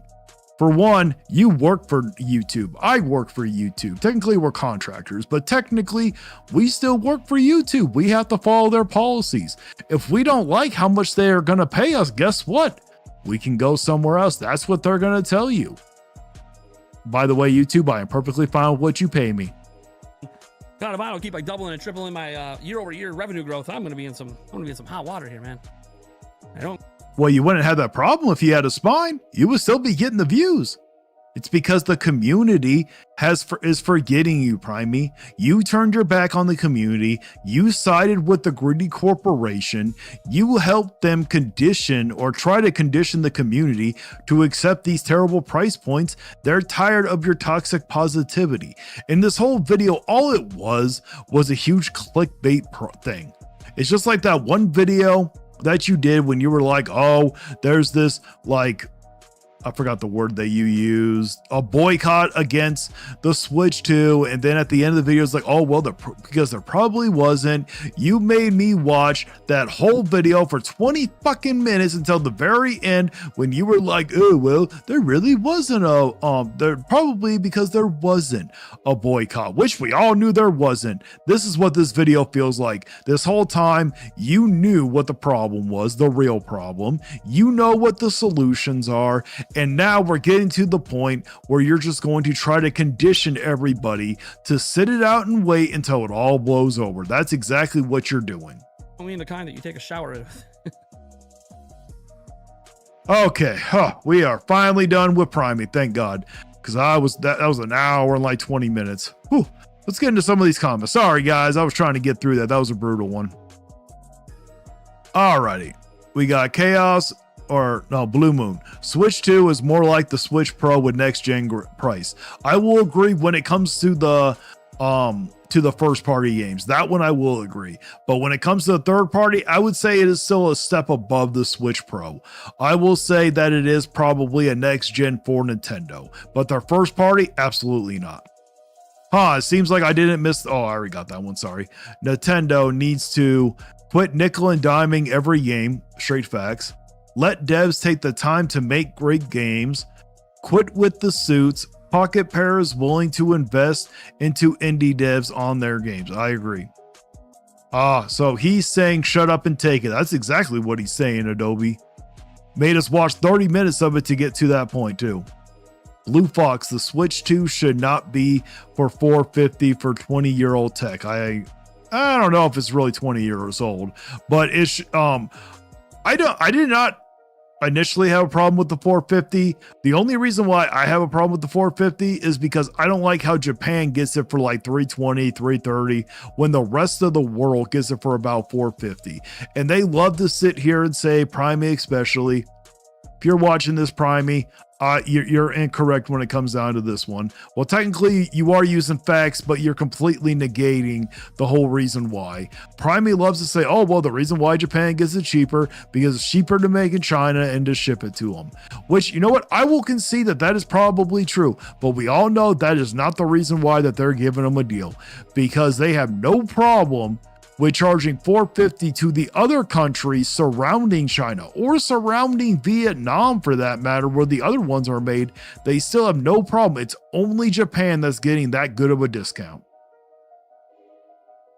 That his solution, take it and shut up. Exactly. I say to Kirby at any price, J-Biggs. I'm actually excited for the new Kirby. That direct made me excited. Chaos Rexiel, what did I miss? You missed quite a bit. And Pokemon. Morning, Dragon Knight, Dragonborn. G Baker, 2K tried to do 80 with the Borderlands 4, but even they backed down. Yeah, you know, it was hinted that they were going to try to do it. They never technically came out and do it, but I think that they would have if we didn't push back. Then Nintendo Prime, I'm sorry. Then when will we see people leaving because of the problems that Nintendo is doing and not helping the community against Nintendo? Exactly, Elemental Hero. What did I miss? Dragonborn, you missed quite a bit. He's literally doing the shrug emoji in real time, taking it all in with open arms. Exactly, Michael Griffin. That's exactly what he's doing. Oh boy, Mr. Roach. Who's Mr. Roach? Yes, okay, so you're talking about Harmon Smith. Yep, oh my god, yay, someone else. Yes, we got a lot of Harmon today. On this fucking guy, Gaming with Hope. Are you talking about Harmon Smith? Who is this guy? Okay, the first guy who I was reacting to was Nintendo Prime. This one right on the screen right now is none other than the great Harmon Smith. What I was looking forward was a Switch Pro all along since 2021, so anything above that I'm cool with. You know, like I've said, the only reason why I have a problem with the price of the system is because Japan gets it cheaper. You got that right, J-Biggs. Ratuska the Monster Tamer. Yep, I don't know who you're saying yep to. Yeah, about 81 minutes what I see, LOL, just woken up. I understand, man. You know what? I'm awake all night, so I'm awake bright, bushy-tailed early. All right, let's get into one of your guys' favorite, Harmon Smith. Hello, Internet. It is Harmon Smith, and I am here to do something that no other YouTuber has actually done, and actually reading through this article, because this is a very good example. I'm sorry, guys. I did the wrong one. We are not going to do this one. Never mind. Because I'm not a lawyer, and I can't even verify of what he's saying. Coming 2026. So next, we're going to do Player Essence. Yes, Gaming with Hope. The next one is after Player Essence is going to be Harmon. I accidentally downloaded the wrong Harmon Smith one, so that was my fault. So we're going to do Player Essence. In your opinion, who's the worst Nintendo grifter? YouTubers Beat 'em Up or Nintendeen? Beat 'em Up is not a Nintendo grifter. That is a complete lie. You know that Beat 'em Ups is a grifter. Okay, how can you say that? After all the false hope that he gave to the Nintendo community and damaged them off of that fake direct. He did that shit for one of two reasons. Either he was trying to get more views, or he was trying to sit here and take the negativity away and give the community something positive to look forward to. But you can't sit there and with a straight face and say, oh, Beat 'em Ups isn't a Nintendo grifter. That's just a fucking lie. I don't think so. He's a friend of mine. I don't think he's Oh, of course he's a friend of yours, but guess what? That's why you don't get paid to think. the grifter at all.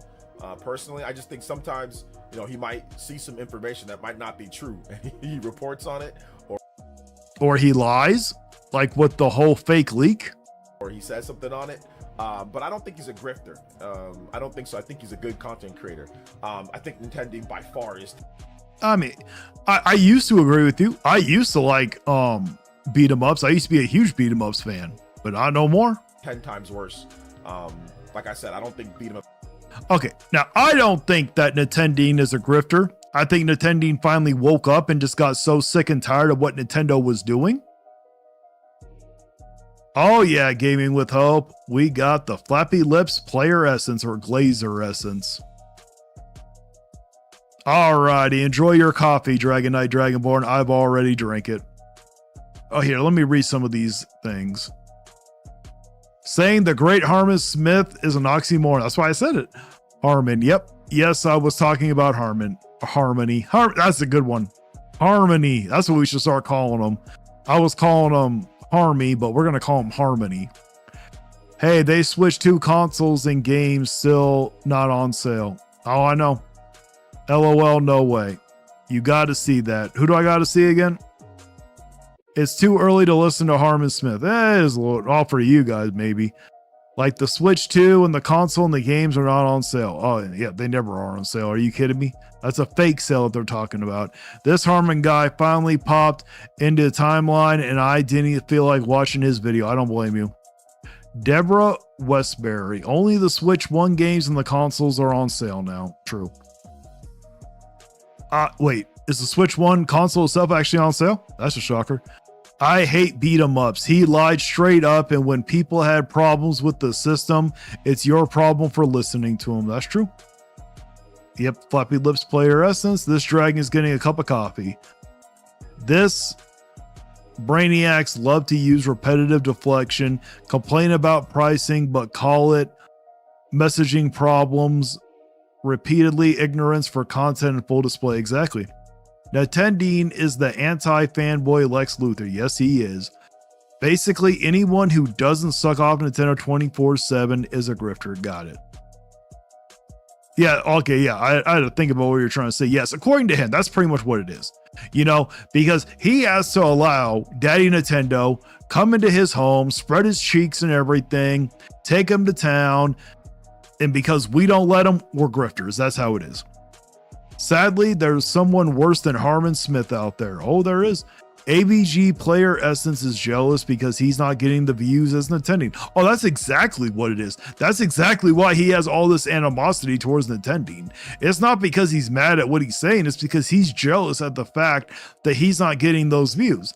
If he would be getting views, and let's say Nintendo was also getting views, like they both were getting the same amount of views, he wouldn't even care what Nintendo has to say. He's only doing this because he wants a clout chase on Nintendo's name. This is a grifter at all. But I was going to say this. So let's just sit here and say, now I don't think Nintendo's a grifter, but for argument's sake, we're going to go off of Player Essence logic here. He thinks that Nintendo is a grifter. He says that Nintendo is 10 times worse than what beat 'em ups is. But let's just say both of them, for argument's sake, they're both grifters. If we look at it objectively, who is worse? One of the two gave the Nintendo community false hope and then damaged them with that false hope by lying about a Nintendo Direct. The other one did not give the community false hope. So if we just look at it logically and rationally, then anybody with any rational mind would point towards beat 'em ups as the worst one. Nintendo is definitely grifting for YouTube views. Absolutely. Like, it's not. And you're grifting and clout chasing on Nintendo's name. So what? Well, he's not grifting, but you are. Not even to put those two in the same sentence. That's to me, that's even a disrespectful to beat 'em ups who actually built. I mean, that's more of a disrespectful thing to Nintendo, because Nintendo didn't damage a community like beat 'em ups did. His community up, you know, the right way and making good content. What you mean by lying, spreading false hope, and then ripping it away at the last minute? Are you talking about that's what he did, Player Essence? You know, so yeah. Let's see. Honestly, I think that entire Nintendo vs. Power World is a YouTube fabricated silliness, and reality Game Freak is just making their junk eating breakfast completely oblivious that went down. Well, I mean, obviously there's like the lawsuit and stuff, but yeah. At least he can say it's a lawsuit. At least he'll give that one to Power World. Let's see. Kit and Krista are grifters, right? No, no. I think the word grifter is. Okay, I know of Kit and Krista, but I've never actually watched Kit and Krista, so I don't know if they're grifters or not. It's overused, I think, at this point. Yeah, and you're one of the people that overuses it all the damn time. I think it's overused. I think people might not understand what a grifter is. Just because you criticize you Nintendo, don't. at some point, I criticize Pokemon Legends ZA. That doesn't make me or but you still hype it up. You still get all excited how well it sold so you can use it in the console war. So don't sit there and say, oh, I give it criticism. You still bought it. Anybody else a grifter for certain criticisms? That doesn't make you a grifter at all. To me, a grifter is somebody who does ridiculous things, makes ridiculous statements, ridiculous videos, segmenting and focusing in on something that might even be misinformation. That's what you do. You do it all the, well, I don't know about, hey, is disingenuous the same as being as misinformation? Let me know. We know you focus in on disingenuous all the damn time.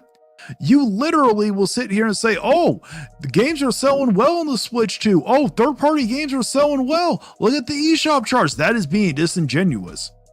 Because you know that the install base is small. You're trying to make it seem like they're selling more than what they are. I even be wrong or completely ignoring the Okay, if somebody does a video on something that they know is wrong, that's not grifting. That's just lying.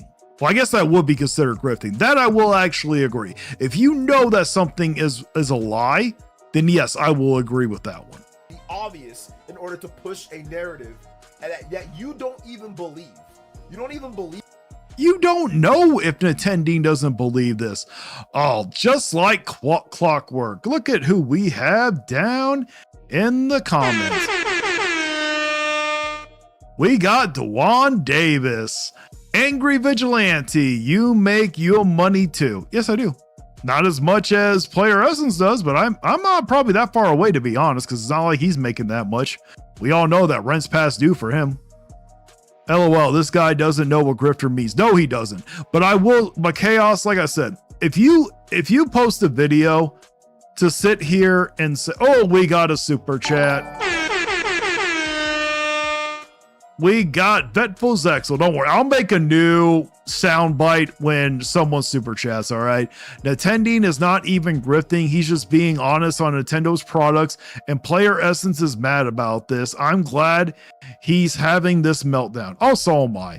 You know, and I completely agree with you. Now, like I said, I just said, for argument's sake, we'll just look at Player Essence thing when he says that Nintendeen is a grifter.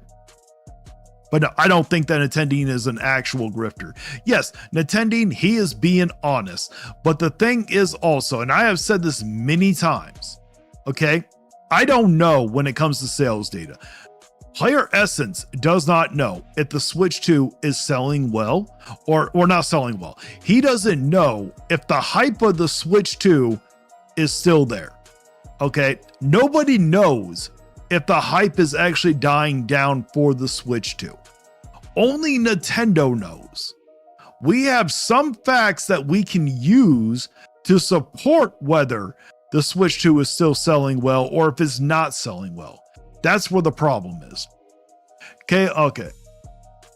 No, he doesn't know what grifter means. Chaos, I already responded to that one. But like I said, if you willingly know that something is wrong and you push it out there and you're lying to make money, I guess I could consider that a grifter. I guess I would consider that. J-Biggs, I say like everyone on YouTube get their money the best way they can if you like it or not. Oh, I agree. But he's the one that's complaining about people so-called grifting, or, you know, that's him who's complaining. I don't complain really when people are grifting. He does. Dewan Davis, who cares? Why do you care? What do I care about, Dewan Davis? Dewan Davis, stop lying. What am I lying about? If you're going to say I'm lying, at least tell me what you think I'm lying about. Chaos Davis just up. Actually, you know what? I don't mind Davis. He is very entertaining at times. How do you know he's lying? Exactly, Davis. What am I lying about? Trust me, the chat is open to criticism. I got no problem. I don't sit here. Hey, Davis, I ain't like Player Essence.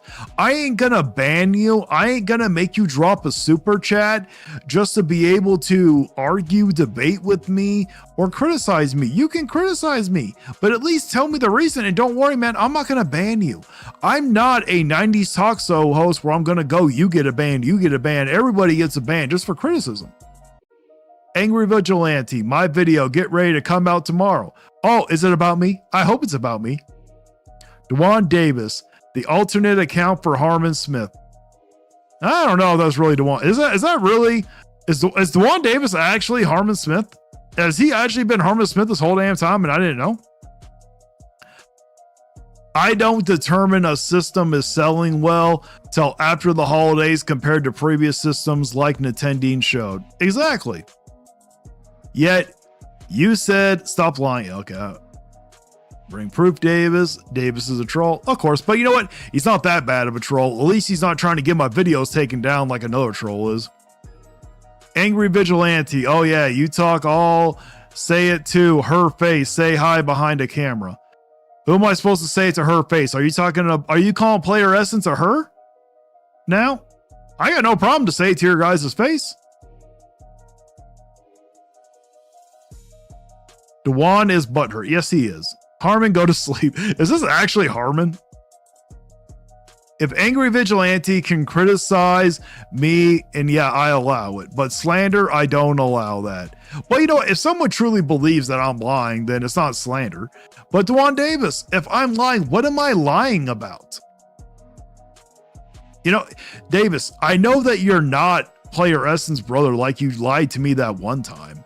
Okay, and you can keep riding this guy all you want, but my guy, he's not gonna put out for you. He's not gonna sit there, come over to your house in the middle of the night, whisper sweet nothings in your ear, bend you over, spread them cheeks, and take you to town. That's not gonna happen. So, man, you've been riding this man harder than any P-star known to man can absolutely do. It's time for you to dismount already, my guy. Player Essence is not her, but he's acting like one. That's true, Vetful Believe everything that you're saying.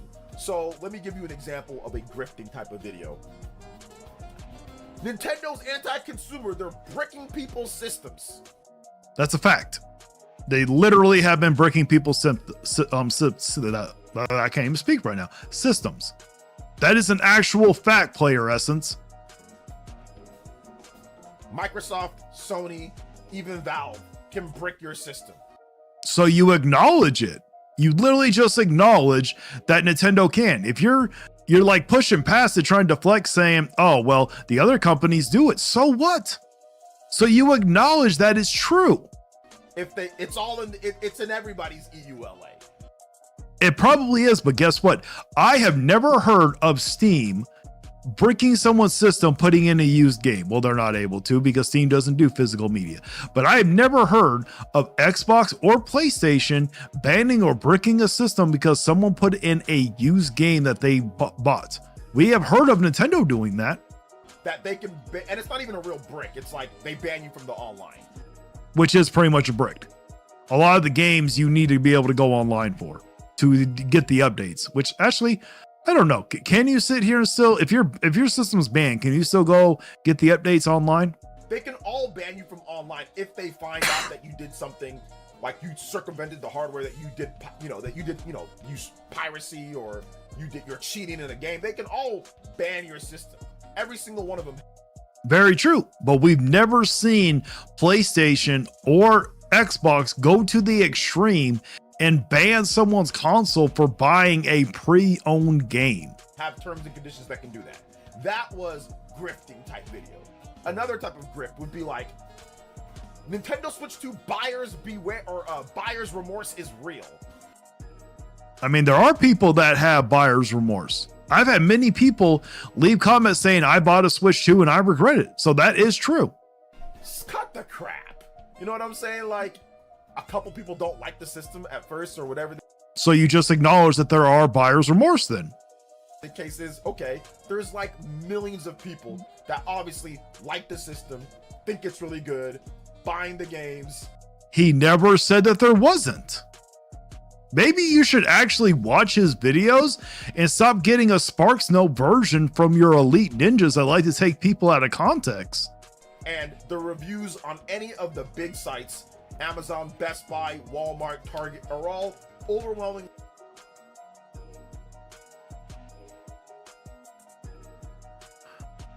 All right, Player Essence is not, okay, I already read that one. Let me, because Dewan Davis, you need attention like a little baby. That's true. Dewan Davis, you are hilarious. You are kind of making sense. Keep practicing. I know he is getting better, isn't he? Right back at fist pump. Yep. Yeah, Angry isn't wrong about Nintendo bricking Switch 2 systems. Exactly. The bricking is what a Switch 2 shall be recognized. Exactly. Angry Vigilante, Take Lee, me and a hum, we both live in the same town. I doubt we both live in the same town. Oh, we got Primey.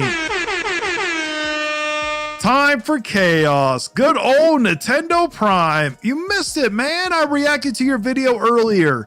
Now you get to see me react to someone with a massive forehead and a terrible hairline. Positive.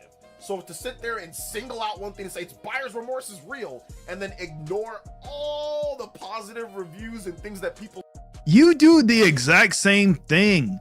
You sit here and will champion how well that the ZA is selling in Japan, but ignoring that it's not selling as well in another country. You do it too. Don't act like you don't when and other people do. You do the exact same thing. People say, come on, that is grifting. That is targeted grifting. Nintendo Switch 2 had a slow week in Japan. Oh, they did. That's actually factually true. Oh my goodness, stop it. You know good and well, we all know that the shipments in Japan, that there's stock allocation issues. We all So you acknowledge that they had a slow week. know that. They have, the Switch 2 sold out. You need a lot. What, Nintendo Prime? What's so funny, man? That what I said? Lottery in Japan, which is, it is common knowledge that you need a lot. Now we do have Nintendo Prime in the chat. Let's all behave ourselves. Remember, there is a fanboy watching. Lottery ticket in Japan to get one. Nintendo says it on Twitter. You can see them talking to other, and Japanese users are frustrated that they can't even buy one. It is common and it is public knowledge about this. And then people, yeah. It's also common in public knowledge that the Switch 2 install base isn't very big, but you love to pretend like the third-party games are selling so well on the Switch 2, knowing that the install base isn't that big. You do the same thing. You'll sit here and act like the games are selling so well, but you don't give no real data. Oh, Nintendo Prime. Nah, someone calling me Nintendo Wine. I found it funny. Hey, at least you have a good sense of humor. Did you at least have your coffee this morning, Primey? Tell me you had your coffee. Have a slow week in Japan. As in outselling everything else by 2 to 3 times more. Stop the cap. So those... Oh, so Stephanie Browse, you're one of Nintendo Primes. Just so you know, Nintendo Prime, if you know who Stephanie Browse is, she has actually been a very nice person in this chat. Even though she doesn't agree with me, she has been a very good troll. Those are grifting type videos where you don't even believe what you're saying, or you're being incredibly disingenuous or deceptive by not including all the bits of information. Okay, then you do the exact same thing. You'll sit here and talk about how well the Legend ZA game is selling in Japan, but you don't sit here and include that it's not selling as well in the UK. You do it too. So according to your own logic, then you're saying you're a grifter also. Dewan Davis, Angry Vigilante, Player Essence, and me, we do hang out. I know for 10 years in a more question. Well, you're almost getting there with being able for me to understand you, but congratulations. Oh, Matthew Buckley became a crew. I thought you were already part of the crew. But thank you for re-upping your crew membership. Thank you so much, man. Or even if you do talk about it, the title of the video just is completely insane. Oh, that's what it is. You're raging over someone's title. See, I think what you're doing is you'll sit here, look at the title, maybe watch the first 10 seconds of the video, and then you just create this thing in your head about how the video is going to be and what they're saying. And then you're probably getting false information from your elite ninjas where they're giving you a Sparks Note version of it and then taking them out of context. Player Essence, maybe you should sit there and actually go watch the video. Number one, you might actually learn something. And number two, maybe you'll actually be able to understand what he's saying, because when you're sitting here saying stuff like this, it makes it seem like you don't even know what you're talking about. You know, so those would be it. Or trying to downplay Pokemon sales. Pokemon Legends ZA, one of the worst ones. Like, come on. You know, that's the grift that we're talking about, you know?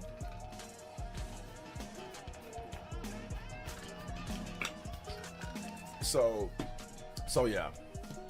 Some of them have more of a jump the gun syndrome. No, there's certain things that are done, SG. I'm a content creator, so yes, you're right with certain people. With I am pretty certain that they already know that you're a content creator. I am pretty certain that that is nothing new.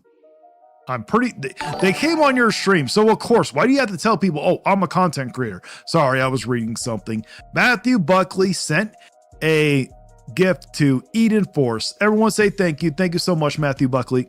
With that, you're right about that. But when it comes to certain content creators on this platform, which beat 'em ups is not one of them, or like RGT is not one of them, there are guys. Well, beat 'em ups is one of them. He literally lied. He literally fits your actual definition of what grifting is. And it's not even the actual definition, but he actually fits your definition of it. The only thing is, it wasn't showing that he was hating. But you're perfectly okay to overlook that stuff, damage control for it, brush under the rug, because when it comes down to it, you don't care. The only reason why you actually do care when it comes to attending is because he's getting more views than you. That's all it is. That intentionally know what they're doing and simply doing it to make money. That's literally what beat 'em ups did. But you're going to sit there and say, oh, beat 'em ups isn't a grifter. But literally fits your exact definition of what a grifter is to the T. That's it. They don't believe in a lot of stuff that they're saying, you know? So yeah. Nintendo Switch 2, I hate Nintendo. Okay, shout out Thomas, I appreciate you. I think someone said they hated the Switch 2. You said there's a possibility of Smash 6? Yes, Smash 6 is a possibility. How to edit this part out? Let's see. I criticize Mario Kart World with its issues. Am I a grifter? Yes, you are. There's another new channel called Waiting for Nintendo. They recently went in hard on Prime 4 and the Desert. Seems constantly post negative Switch 2 videos. Yeah, once again, that's just looking for. But that's factual. The Desert looks like trash. Who cares if it seems like hate or negative? It doesn't make them a grifting channel. You're just trying to label them as a grifter, like, oh, you can't trust what they're saying. But what they're saying is true. Metro Prime 4 in the Desert looks like trash. That's a fact.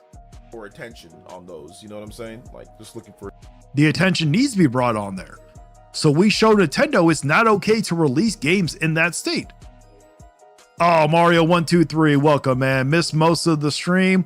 Was too busy monitoring space to weather, LOL. Amateur radio operators have issues when the stun anepsis. I don't understand the last part, but welcome to the channel, man. Oh, Stephanie Browse again. How's it going?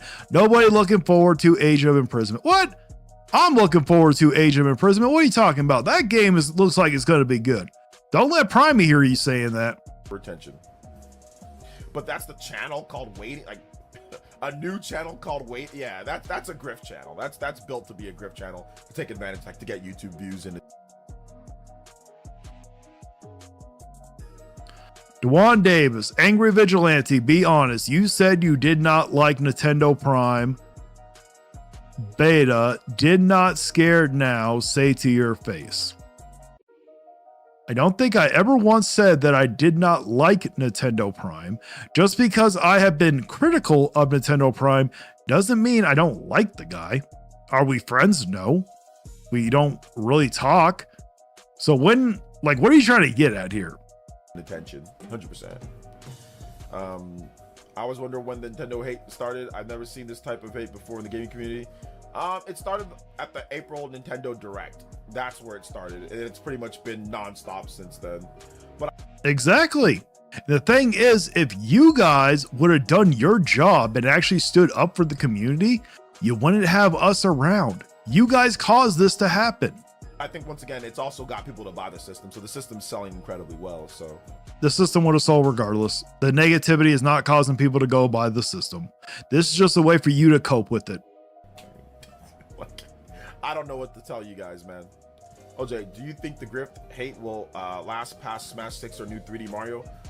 Yes and no. I think that one of the reasons why there's As long as Nintendo keeps doing what they're doing, there's going to be more criticism of them. you know, it's right now is because they know they can get their views in now at this point, because by the time that the next 3D Mario comes out or the next Player Essence, most of us were making these videos before the views were even showing up. Okay, it's not like all these views just started coming in April. Okay, I would say probably in the summertime was when it was getting more views. And the reason why, no, it was a little, yeah, it was in July. That's right. It was at the end of July. That's when the whole thing shifted to when you guys weren't getting as much views and the rest of us were getting more views. And the reason why is because the Nintendo community were fed this false hope that you guys helped push, and then you didn't do anything to make, or you didn't sit here and try to make it right. You ran away and hid. You didn't apologize for it. You didn't hold beat 'em ups accountable for what he did. So the Nintendo community is fed up with your guys' toxic positivity. They moved on. That's why you guys are not getting the views. It's not because of the algorithm favors the negativity more. It has nothing to do with that. you know, Legend of Zelda, they're gonna want one or they're gonna have one.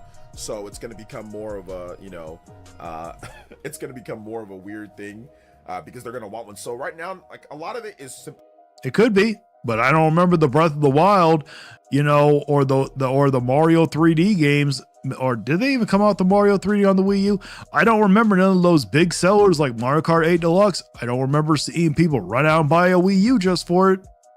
Just to make their money now and then move on to other things later. Like we saw it with the Switch 1 too. For those who weren't around at that point, we had a lot of people that were making negative Switch 1 videos, and then it started doing really well. Then like, okay, hold up, let me. Oh, Stephanie Browse, you're way far behind. I'm gonna say it enough until it gets through Primey's head. We pull the okie doke, the I was wrong video and all that. So. Okay. The thing is, if Nintendo corrects course or if something comes up to show that I'm wrong, I have no problem admitting that I'm wrong. But I do videos where I side with Nintendo and they get just as many views as the ones where you like to sit there and say that they're the negative or they're the hate videos. Okay. I did a video about the last lawsuit where I sided with Nintendo and it did just as well as my other videos did. So I think it's going to be very similar to that.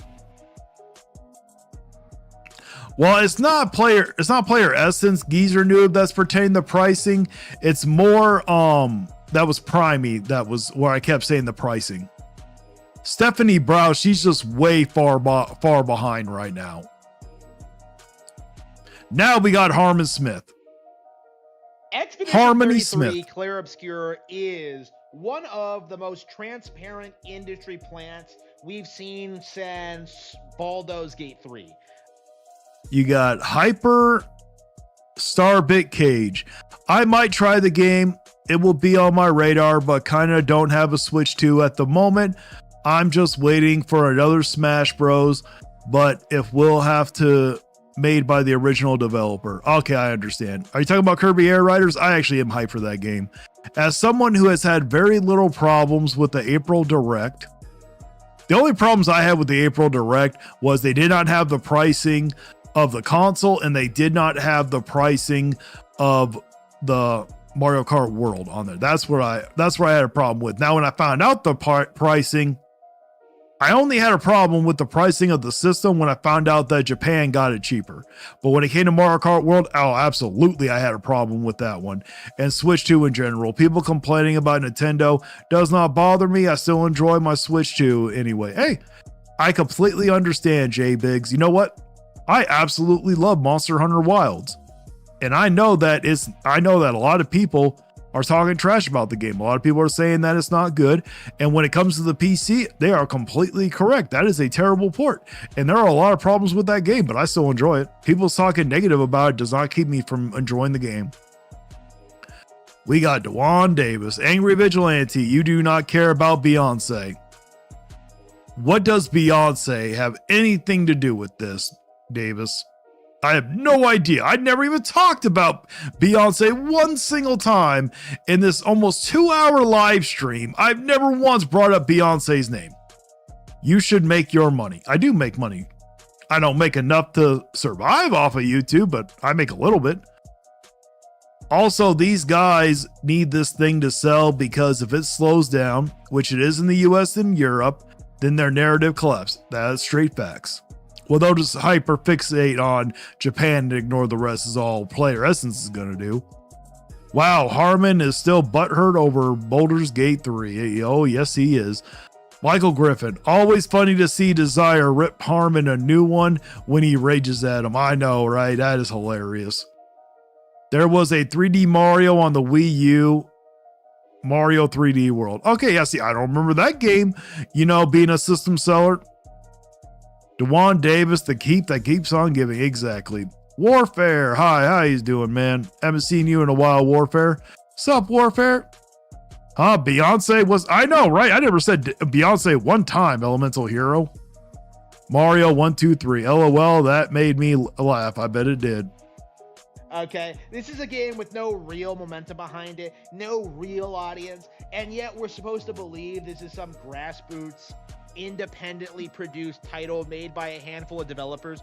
Oh, just pay no attention to the fact that they signed a movie deal before the game was even out. Obviously.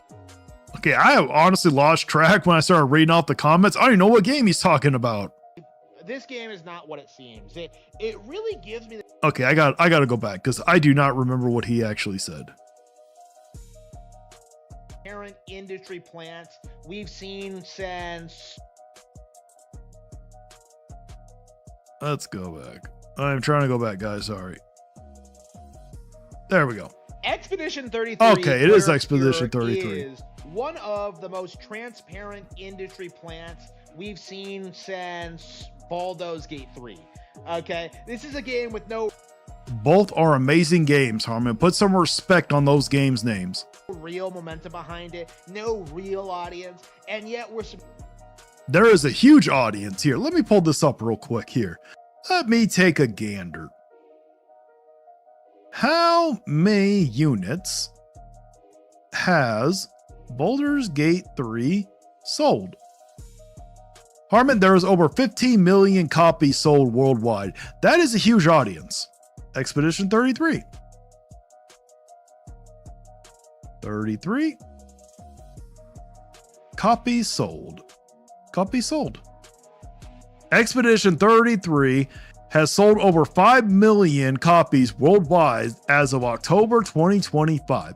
That is a very large following. So they do have a huge following. You have no idea what you're talking about, Harmony. Remind me, people, that's his new nickname is Harmony. Supposed to believe this is some grassroots, independently produced title made by a handful of developers. Oh, just pay no attention to the fact that they signed a movie deal before the game was even out. Obviously. Did they sign a movie deal? This is the first time I heard about it.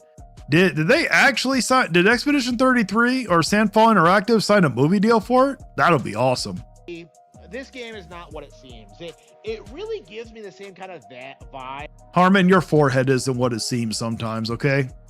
That something like Fez had, where it's not being talked about because it's genuinely like this organic, amazing RPG. It's talked about because the developers knew the right people and that they had some real financial backing from someone, you know? Like with Baldur's Gate 3, it was due to Tencent owning. It doesn't matter. Baldur's Gate 3 I haven't even played it, but from what everybody is saying, and it won Game of the Year, Baldur's Gate 3 is a phenomenal game to millions of people, Harmon. And same thing with Expedition 33. Maybe if you actually go and play it, I guarantee you if Nintendo would have released that game, you would actually enjoy it. The vast majority of It's majority. Of Larian Studios, and that's a fact that a lot of people really downplay and try to ignore. That like actually it's independently owned by Sven and his wife, like, you know, completely ignoring the fact that Sven is old as fuck. I have no idea who the hell Sven is. What the hell are you talking about, Harmy? Will you speak English? And that the Tencent can swoop in and seize control of the entire thing whenever they want. So, like, again, like this, the entire cope behind this kind of thing, like, it seems to have this vibe of just creating the illusion that up and comers are entering the industry. The illusion. They are up and coming. They are entering. What are you talking about? This game is doing phenomenally well. Both games are doing well. Of organic growth, you know, like pay no attention to like the actual game of the year contenders. No, Donkey Kong is not going to win Game of the Year. It doesn't have a chance, Harmon.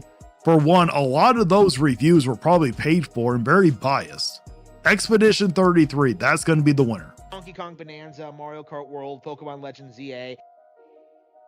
Pokemon Legends ZA has no chance in hell to even, they're not even involved in the conversation for one, Harmon. Neither is Mario Kart World. I'll give DK Bonanzas involved in the conversation. I still don't think they're going to win it.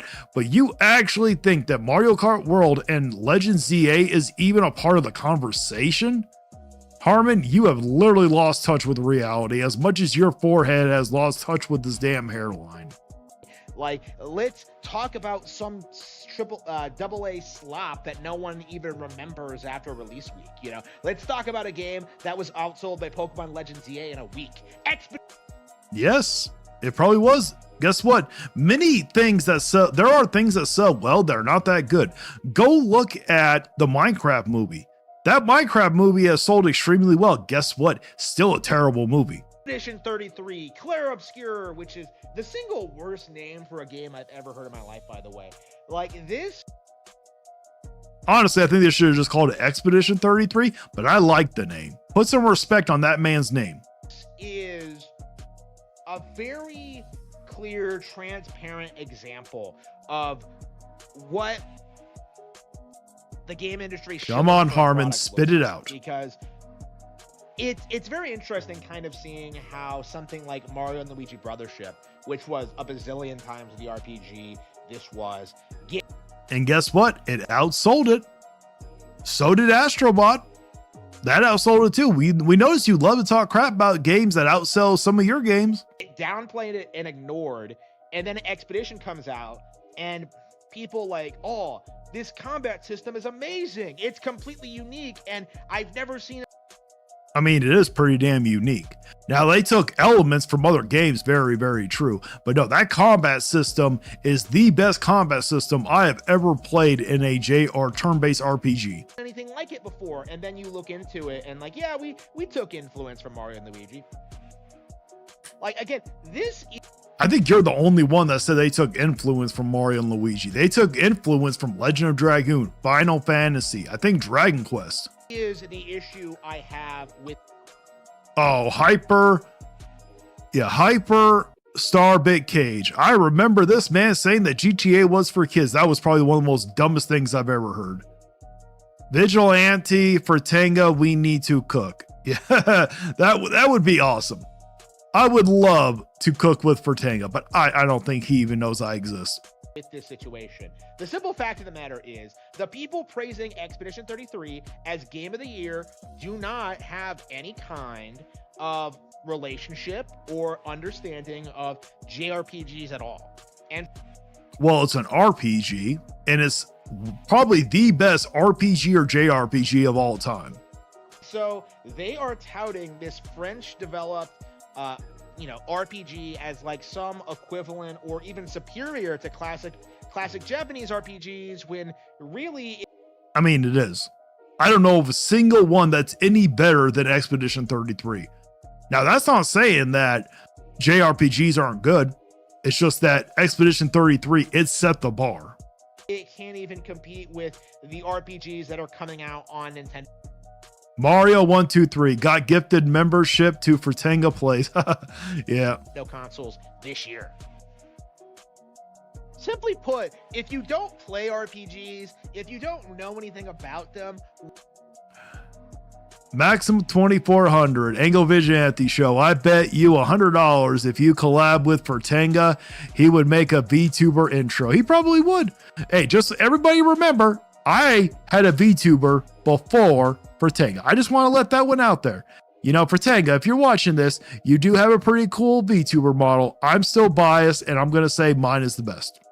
Why exactly would I take you seriously when you say that Expedition 33 is the best? You know?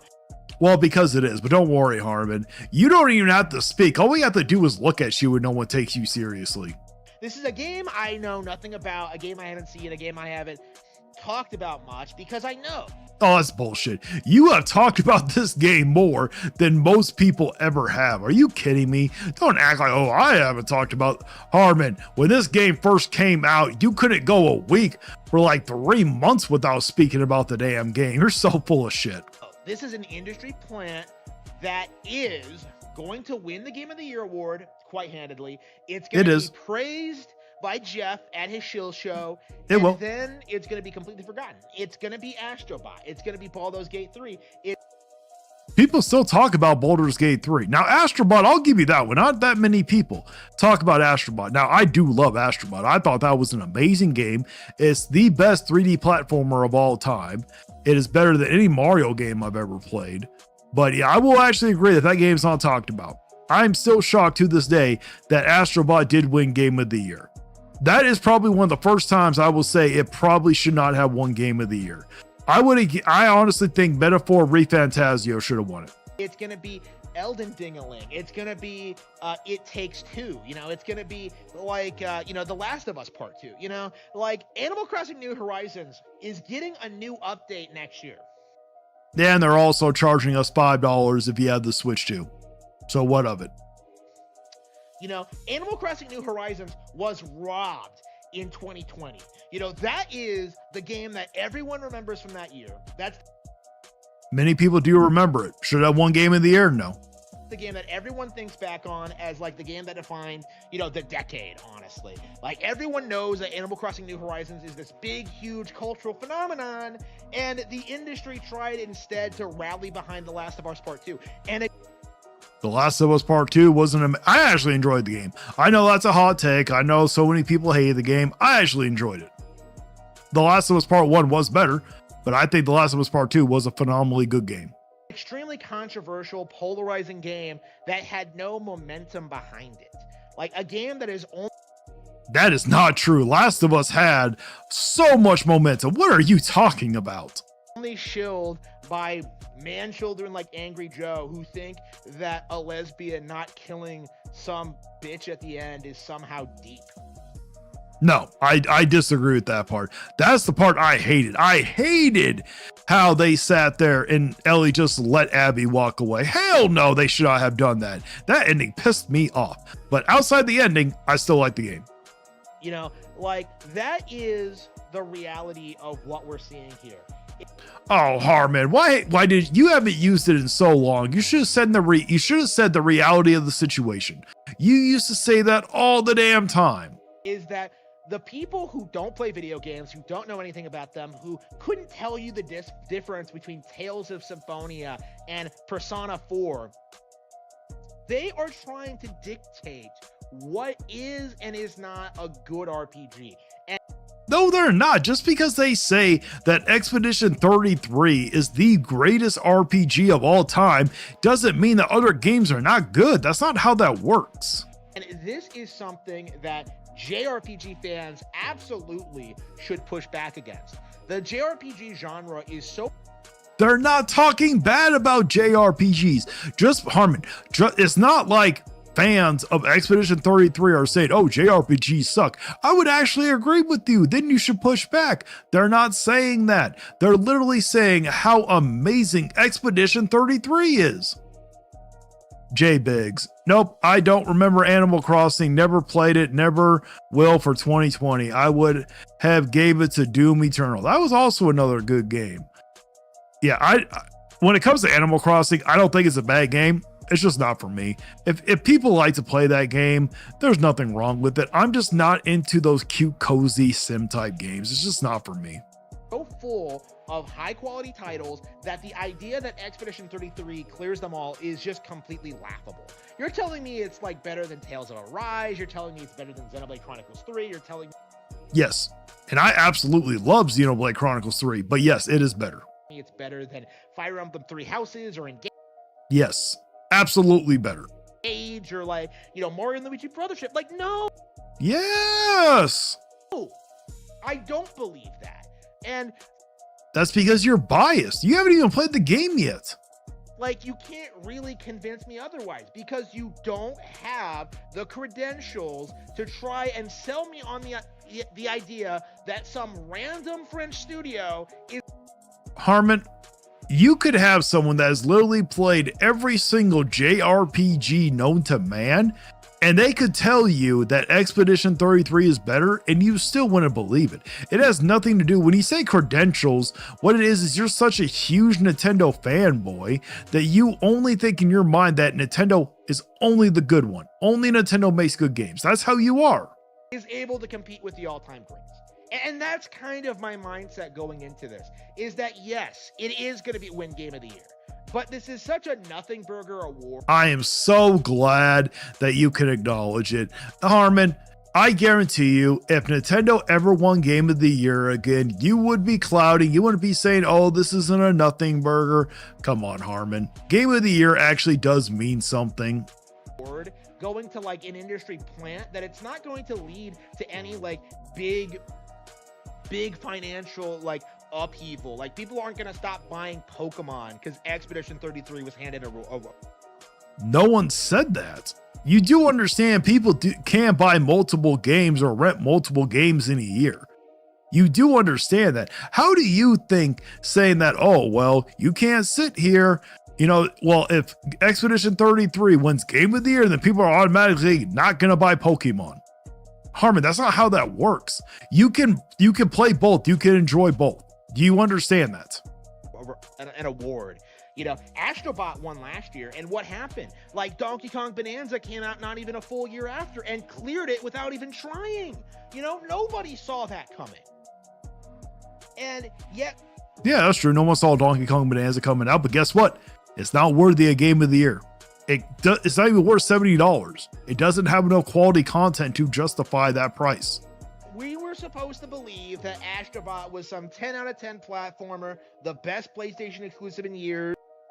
Well, I mean, yeah, I gave it a 9.5. It was pretty damn close. But it is still the king of 3D platformers. Nintendo needs to job shadow Sony and ask them how to make an amazing platformer like that. I do agree. C-Stars Piplup, thank you so much for being a member. Good morning, but good morning. I hope that you're having your coffee. You know, that this was some like 10 out of 10 thing because, like, oh, look at Astrobot. He's wearing a costume and dancing. Like, no. Yes, Astrobot was cute. It was amazing, Harmon. You need to play it. You need to open your mind up. Absolutely not. Like, I didn't even like...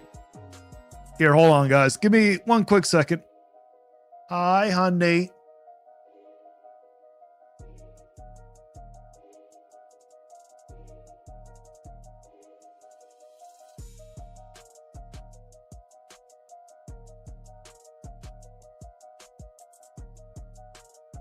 Sorry about that, guys. The wife woke up. She came out. I had to give her a kiss, and I was trying to get her to say hi, but she's being shy. Mrs. Vigilante did not want to say hi, unfortunately. Bonanza that much, and it clears Astrobot. There are dozens of platformers on Nintendo that clear Astrobot without even trying, okay? Can you name one, Harmon? Can you at least show some damn facts already? Show us some fucking facts, you idiot. Like, you know, like Mario Galaxy is like almost 20 years old now. That still clears Astrobot. Nobody... No, it does not. Not even close. It's not even a part of the conversation, Harmon. Nobody's gonna remember Astrobot 10 years from now. Who do you know who remembers Astro's Playroom? Or like... That's a completely different game. That's like asking who remembers some crappy Mario game? Who remembers Dr. Mario Tetris game? The VR game. Nobody. Okay? Nobody cares about these Game of the Year winners and these industry plants. You know? You would care if it was a Nintendo game, even though no one tell him that Breath of the Wild actually did win Game of the Year. I don't think he realizes that a Nintendo game did win Game of the Year. Alan Wake 2 was shilled to high heaven, you know, and yet nobody remembers about that game at all. Yes, they do. You have no idea what you're talking about. People still talk about how amazing that game is to this day. So, like, going into this, this award season, I predict they are going to give pretty much everything to Expedition 33. They're going to give some pity awards to Silk Song. They're going to, like... I mean, they might give a pity award to Nintendo. They might give them the best family game or best racing game, but they don't deserve it. Try and shill some of the other, like, third-party games, but, like, I think by and large, like, the actual, like, real awards, including the Game of the Year award, are going to go to Expedition 33. Yes, because that's the winner. That's the one that deserves it. And it really is something that we should condemn as a community. Like, it's definitely, like... The only thing the community needs to condemn right now is your damn terrible ass hairline. Like, the most transparent example of an industry plant since, I think, Baldo's.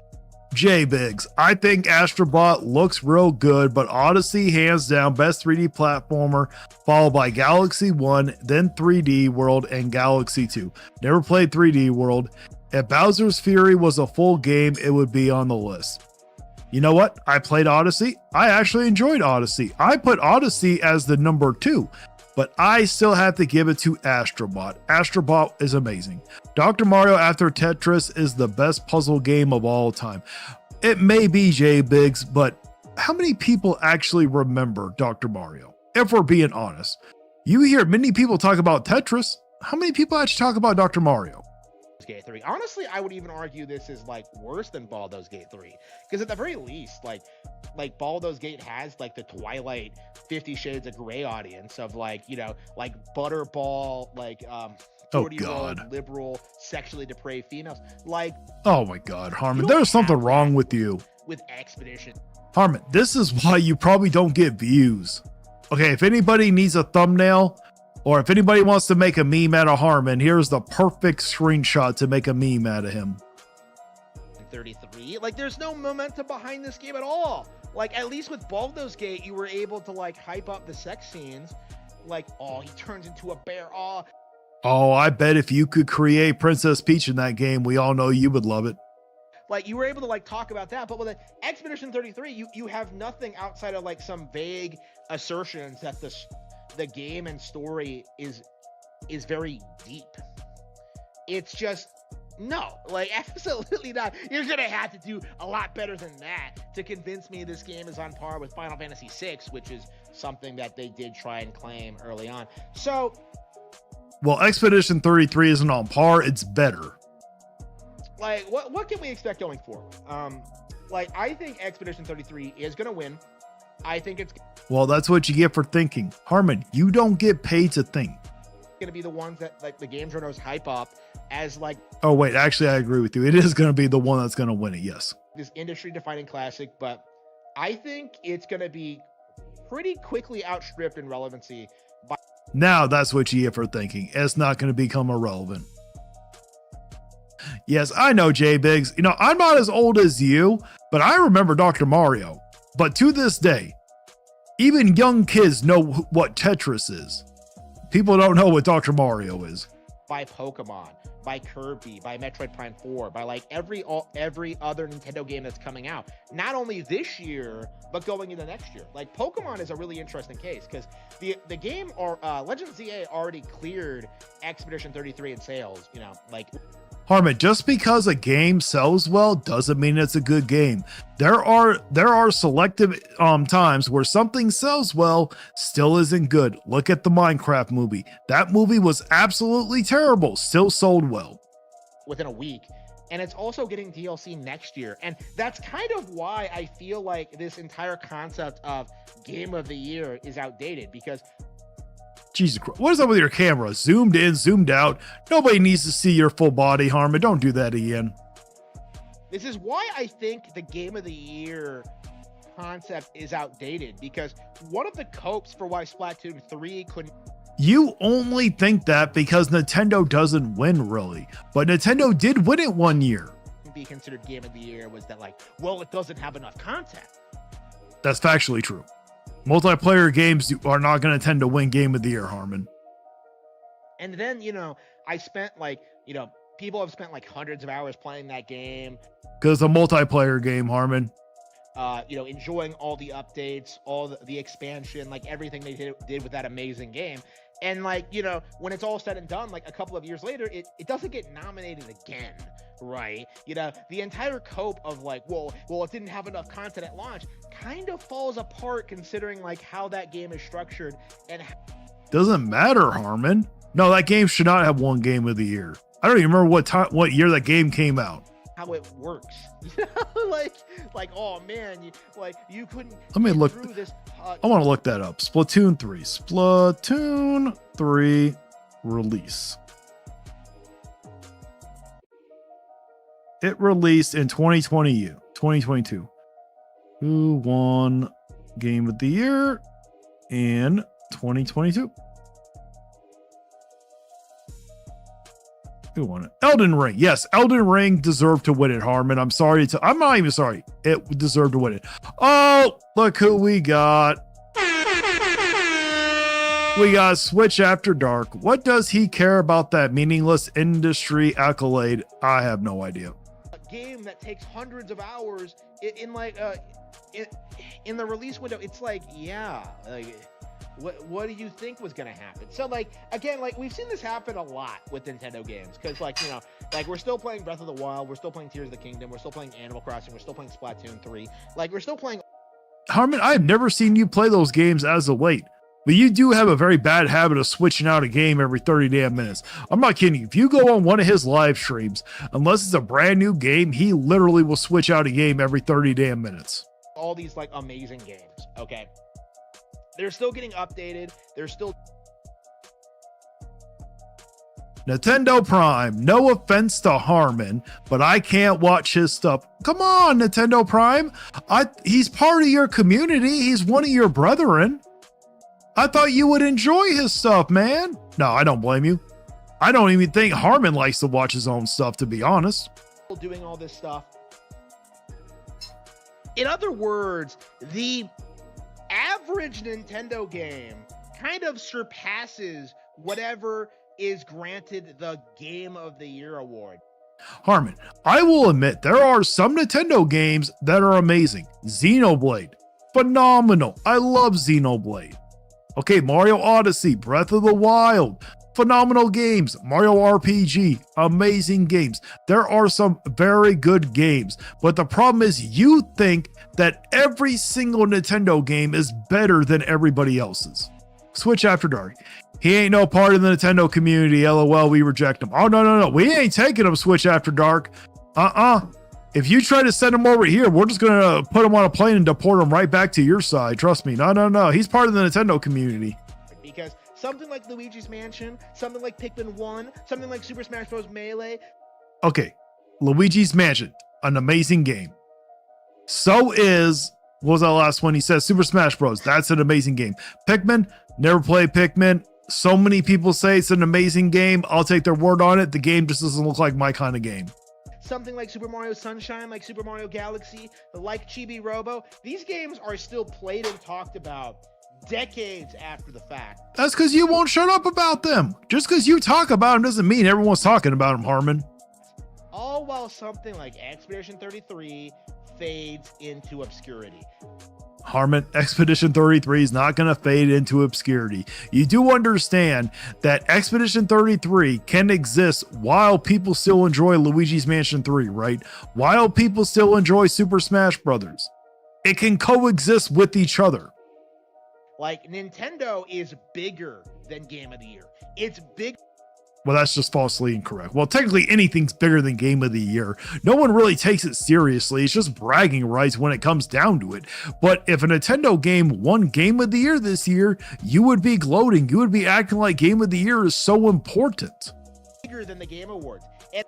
And also, Harmon, just because if, like, let's say Expedition 33 wins Game of the Year this year, it doesn't mean that all the games that didn't win it are automatically terrible games. It still makes them good games. It's just bragging rights. Switch After Dark. The question is, has Harmon played Princess Peach Showtime and should it have gotten 2024? He says it all the time, Switch After Dark. He says that Princess Peach Showtime should have won Game of the Year. And as a result of that, why exactly should we take what a bunch of game journos who don't even play games seriously when it comes to discussing the current state of the video game industry? They don't play everything, they don't know what's coming out, and so Neither do you. You yourself say you haven't even played Expedition 33. So how do you know that it's not a good game? I do believe, for the most part, to know if a game should win Game of the Year, or to know if the game Switch After Dark. I was joking. I was kidding. No, he's being serious. He says all the time that Princess Peach Showtime should have won Game of the Year. And he says Mario and Luigi Brothership should have won Game of the Year. He says it all the time. Now I forgot what I was going to say. So they have no idea about all of the new. Oh, yeah, just like you said, Harmon, you said that you've never even played Expedition 33. So how do you know that it's not even a good game? Now, for the most part, I have said this before, in order for you to sit here and know if a game is worth it or not, or should win Game of the Year, you should play it to actually know it. Now, there are some instances where you don't need to play the game. Cyberpunk 2077. I love to use this game as an example. At launch, that game was not worth the price that they wanted. You did not need to play the game to know. Numerous RPGs that have come out recently that are better than Expedition 33. You know, games like the Trails in the Sky remake, games like the Romancing Saga 2 remake. Harmon, I haven't played those games yet. I've heard that they're amazing, but I have heard people sit here and play those games and Expedition 33, and they still say Expedition 33 is a good game. Games like Dragon Quest 1 and 2, games like Tales of Xillia. You know, the list goes on and on and on and on and on and on. Like, Expedition 33 isn't even on my radar for future. Well, that's only because it's not on Nintendo. If that would have been a Nintendo IP, you would be glazing it to high heaven, which we'd all be agreeing with you. RPG releases, because I have way too much Kino on the horizon to play on the horizon to ever consider playing some Western slop. You know, this is Baldur's Gate 3 all over again. This is a mediocre release that's being hyped up by an increasingly desperate game journo community to try and authenticate the Western video game industry and to try and. Harmon, Western developers can make good games. We all know that you hate them. The only time I've ever seen you say anything negative when it comes to Nintendo is the Metroid Prime. Oh yeah, Nintendo Prime and Switch After Dark. He absolutely hates the Metroid Prime series, all because it was made by a Western studio. That's how much this man hates Western studios. Get them taken seriously by the Japanese. You know, we can make better JRPGs than you can. Well, hey, I would love for a Japanese studio to make a better game than Expedition 33. I would challenge them to, because then we win. When there's competition like that, Harmon, then we all win. It's good for everybody. No, you can't. That is all that Expedition 33 has proven with this release. Okay, we are finally done with Harmon. Next up, we got a new up-and-comer. We got Nuki Nintendo now. He is all mad that we are not giving Nintendo the credit for Kirby Air Riders, and we all keep giving Sakurai the credit for it.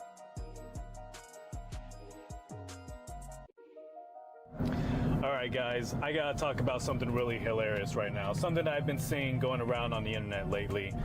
This is the new narrative from Nintendo haters. Alright? Nintendo haters right now, they're trying to pit Kirby Air Riders against Mario Kart World. Well, if we just go off of the trailers, Kirby Air Riders does look like a better game here. I don't see anything wrong with that. You got to look at it. Kirby Air Riders was made by a legendary developer as Sakurai. Even though nobody was asking for a sequel, Mario Kart World did not have the great developer like Sakurai. Sorry to tell you that, Nuki. Now, anybody who is not a complete stupid idiot should know that Kirby Air Riders is a Nintendo game. All right, it's an exclusive Nintendo game, exclusive only for Nintendo Switch 2. And furthermore, Oh, I know, Switch After Dark. Sakamoto almost destroyed Metroid after taking it from Retro with Mommy Metroid. Exactly. I think the only one he liked was Metroid Dread. I think he says good things about that one, but it's only the Metroid Prime games that he talks bad about. And he never came out and said it's because it was made by the Western studio, but the thing is, he always talks bad about Western studios. If it's not a Japanese studio, it's bad automatically. the reason that game exists is because Nintendo wanted Masahiro Sakurai to make that game. So here's the deal. Wait, I need to rewind that because I lost track here real quick. Hold on. Thing going around on the internet lately. This is the new narrative from Nintendo haters. All right? Nintendo haters right now, they're trying to pit Kirby Air Riders against Mario Kart World. Now, No, they're not. anybody who is not a complete stupid idiot should Like know that Kirby Air Riders is a Nintendo game. All right? Yes, it has the Nintendo label on it, but specifically it's a Sakurai game. Right? It's an exclusive Nintendo game, exclusive only for Nintendo Switch 2. True. And furthermore, the reason that game exists is because Nintendo wanted Masahiro Sakurai to make that game. So here's And it also exists because Sakurai wanted to make that game. You do understand that, right? the deal. You go on YouTube right now, right? You got all kinds of idiots, grifters, if you will. You just got a bunch of grifters right now making You know, Nuki, if you ever want your own identity, you should probably stop copying the people you look up to. Just saying. Just because we're speaking the truth, don't make us grifters. videos, comparing the game to Mario Kart World. Now look, this game is definitely way better than Mario Kart World. That's a fact. Switch After Dark. Air Riders is gonna bomb, and I am now sad about it because Sakurai has a lot of love into that one. That is true. Now, Switch After Dark, I don't think it's gonna bomb. I think it's gonna sell between 1 million and 2 million copies. I don't think it's gonna sell as well as Legend ZA. I don't think it's gonna sell as well as Mario Kart World, but I do think it's actually gonna sell well. That is just objectively true. Like, yes, this is way better than Mario Kart World. I'm way more excited for this game than any other Actually, game that is out there true. right Correct. now. Okay? So then what's wrong? We're saying it. Why does it make us grifters? But then when you say it, it's perfectly okay. But I find it so funny that people are using this game to trash on Mario Kart World when Trust me, Nuki, they don't need Kirby Air Riders to trash on Mario Kart World. Mario Kart World does that all on its own. this is also a Nintendo video game. Because right now, people are basically trying to make it seem as though Masahiro Sakurai, he just gave Nintendo the middle finger. It's like, he's literally making one of the best freaking games for Nintendo, you moron. Yes, and he outdid pretty much everything Nintendo's put out so far this year also. Stephanie Browse, cannot wait for Metroid Prime 4 Beyond.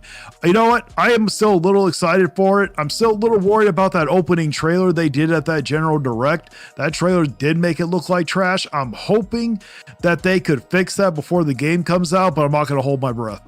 Like, what the hell are you talking about? Like, this is literally a Nintendo only video game.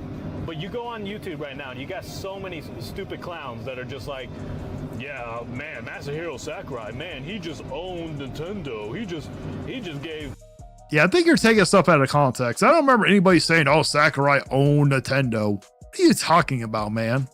Mario Kart World the middle finger, blah, blah, blah. And I'm like, Switch After Dark. Aside for the $80, I don't really see the hate for World, but also I play local MP only. Well, I did not enjoy the Grand Prix mode. I did not like how they ruined it with doing the 2 intermediate track thing and then just doing 1 lap. I thought that was stupid. The open world I thought was a waste. And when it came to the roster, I thought half of the roster was stupid. No one wanted it. We didn't need a freaking cow to use as a racer. I would have rather took in Diddy Kong you know, Funky Kong, anybody else in the other half of the roster that we got. Man, you guys are so pathetic when it comes to just Geezer Noob, Nuki, AV gave the latest direct a huge thumbs up for Air Riders. Selective outrage is serious condition that is treatable. Exactly. Is what they gave me. They did Metroid dirty. Yes, they did. But as long as we get a Kirby Air Ride. Yeah, that's true. J Biggs. I enjoy Mario Kart World, my favorite Mario Kart, and I need no other racing game other than Fast Fusion. Fast Fusion is amazing. When people talk like would be nice if they gave references when it comes to things. The massive creators who said negative stuff say, I think it's fairly known because it's more general. I don't know what you're talking about, Prime. I'm not interested in Kirby Air Riders, but I'm happy that it's being made. I like more single player games. Mario Kart World still doesn't have any announced DLC. Well, that's very true. Hyper Starbit Starbit Cage. But just so you know, there is going to be a story mode, a single player mode in Kirby Air Riders. I've had a ton of fun playing Mario Kart World 450. Jesus Christ, Gaming with Hope, that is too goddamn long for one game. Dang, but this guy is saying something that I am sure someone said, but someone getting noticed. Yeah, maybe. just this grifting. Okay, now I get what you're trying to say, Nintendo Prime. Now I get it. Narratives. Now, like, obviously this was gonna happen because what this shows you is that this game is so freaking good. It's so undeniably good that people have no choice but to admit that it's great, but then they have to like pit it against Nintendo somehow. Well, that's what we're doing. Just because we're saying that it looks better than Mario Kart World isn't a bat. Well, I guess you consider it a bash on Nintendo. We're just speaking facts. It looks better. It looks more enjoyable. You know what? That just is what it is. Yeah, we gotta now be stupid and pretend like. Well, I mean, you don't need us to have you be stupid, Nuki. You do that all on your own. Kirby Air Riders is like not a Nintendo thing. Like it. No one ever said that it wasn't a Nintendo thing. But what makes Kirby Air Riders so special right now is it's made by Sakurai. Like somehow it's going against Nintendo. Like this is just how like pathetic the haters are right now on YouTube, that this game was so good, the presentation was so awesome, and then you got Masahiro Sakurai, just the absolute legend. You can't talk crap about that guy. I'm sorry. Okay, I agree with you on that one. That's the only one you're going to get out of me this time. You just can't touch the guy. You know, these haters that hate Nintendo right now, they know damn well that they just cannot. Well, you yourself are saying that people are saying this game looks amazing and they're bashing on Mario Kart World. That must mean people don't hate Nintendo. If people are saying that you are saying are Nintendo haters, but are saying that the Kirby Air Riders actually looks good because of the last Direct, that means that we're not being haters. You notice how that works, Nuki? Say anything bad about Masahiro Sakurai and this video game, because then it's going to really just show how full of crap they are. It's going to really expose them for the frauds that they are and whatnot. Can you use some facts for once? How are we being frauds? You talk crap about Masahiro Sakurai, and then you crap on this video game, which has got to be one of the coolest video games ever. That's just gonna.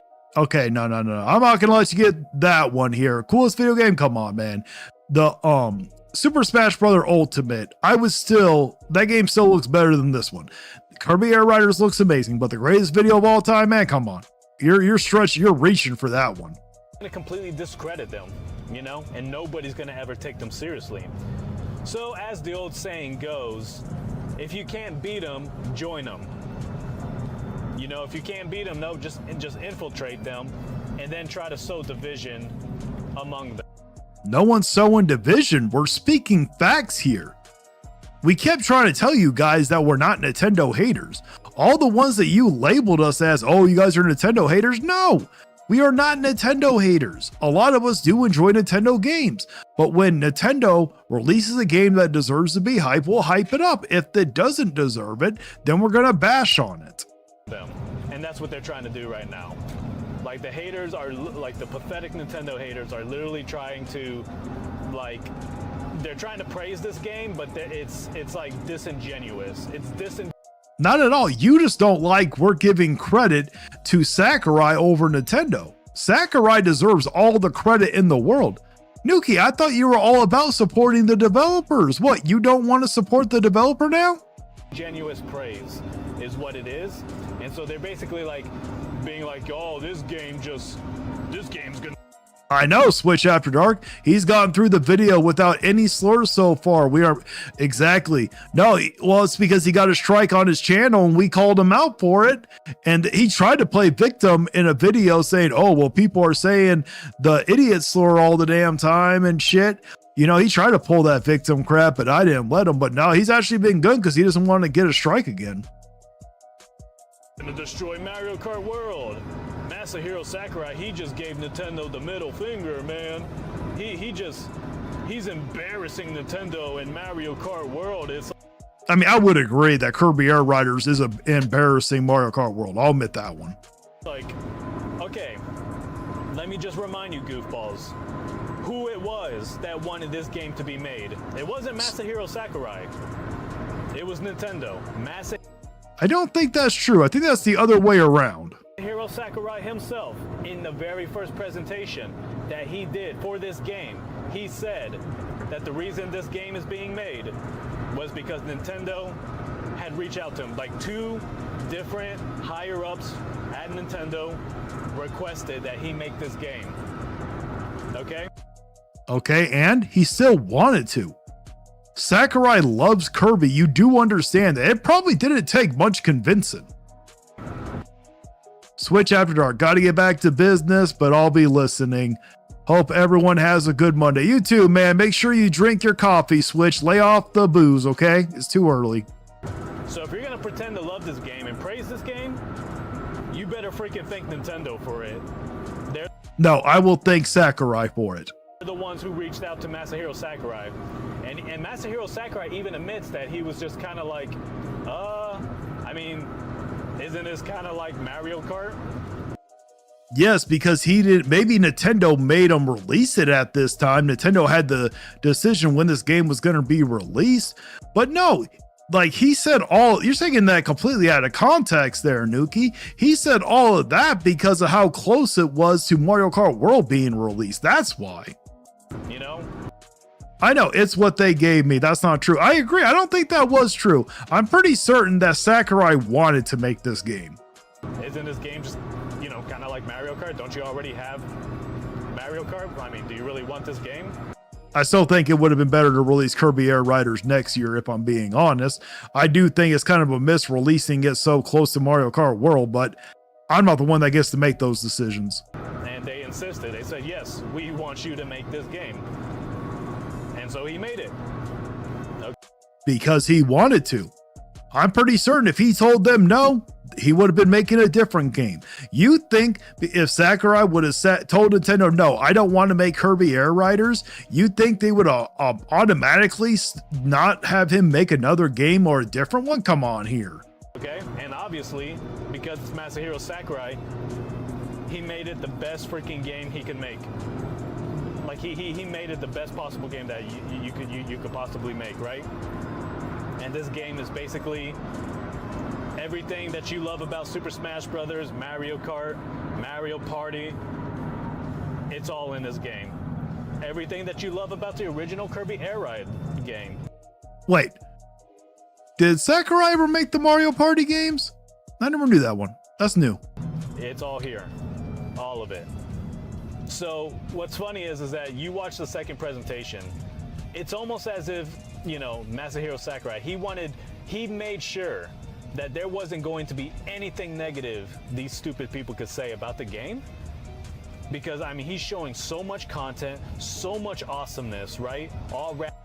Agreed. So then what's wrong with all of us saying this game is amazing and it looks better than Mario Kart World? What's wrong with that? Wrapped into this 1-hour presentation. And on top of that, he even went as far as to say, like, yeah, I just kept adding more things to the game. Like in the very beginning of the Direct, he was like, yeah, you know, I think we could have gotten away with not bringing back Top Ride, but we did it anyways. Yeah, and it looks amazing. That's why we're championing for Sakurai for what he did. Did it anyways, and we made it way better than it's ever been. So, with that being said, people can't really complain about the lack of content, right? And on top of that, at the very end of the direct, he literally said that if you buy the physical version of this game, you will have to, you know, download some free DLC. You'll have to download the rest of the content for this game. Did he? I don't remember seeing that one. That's news. Because he just kept putting more and more and more in it. And so see, and this is how you do a proper game. He gave, so far from what we've seen, now I haven't played, I still have to review the game, but I still stand by this. When I get the game, if it is worth it, I will gladly sit here and actually buy it. Because number one, I know Nintendo doesn't ever lower their prices, so it doesn't matter if you buy it now or wait in 2 years. But if it's worth it, oh, trust me, I will buy it. It looks like it's going to be amazing. I have my physical copy of Super Smash Bros. Ultimate. I don't plan on ever giving that game away or selling it. All of the people, all of the ignoramuses out there, the ass clowns that were just crying about Mario Kart World not having enough content, all this. Because it didn't. Oh, it being $80, whatever. They literally have nothing to use against this game. They cannot get on the internet right now. Then what are you complaining? Nobody is saying. There might be a handful of people that are saying something negative about it. I'll admit, I'm not a Hirsch Kirby guy. I'm more excited to play as Meta Knight. Honestly, Meta Knight is way cooler than Kirby it will ever be. And be like, that Kirby Air Riders game is trash, it's overpriced. I actually haven't heard a single person say that. Before the direct, yeah, I was hearing people saying that it wasn't going to be a good game. It was overpriced. No one asked for it. I agree. Nobody asked for it. I will still sit here and say nobody was saying, oh, we want a sequel to Kirby Air Riders. Very few people probably were, but there was not this mass number of people requesting this sequel. That is true. Nintendo's ripping us off with this game. They can't do any of that. They just can't, because I mean, he literally showed off so much. Well, I mean, there's probably going to be some people, Nuki, if we're being honest, there's going to be some outliers that are going to say it. Come on, we all know that. Content, endless amount of content. Told us the game's only $70, and it's pretty much getting free DLC, because you're going to have to download that free DLC to get everything that the game has in it. So you can't hate on the game. You're just unable to talk trash about the game. And if you do that, it'll just make you look like a complete hypocrite. It'll make you look like a... Well, I mean, if someone talks trash about the game, it doesn't make him a hypocrite. We don't know if it's going to play amazing because the game's not out. Now, I do trust Sakurai that it's going to be that it's going to play really well. I have, you know, every game I've ever played that Sakurai has done has been an amazing experience. I'll admit that one. A total fraud. It will just expose you for just being a typical Nintendo hater. So what of course do you do?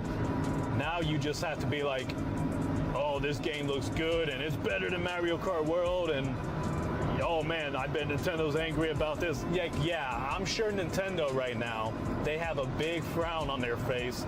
They're just watching that direct and they're just angry because this game is about to make Mario Kart World look pathetic, whatever.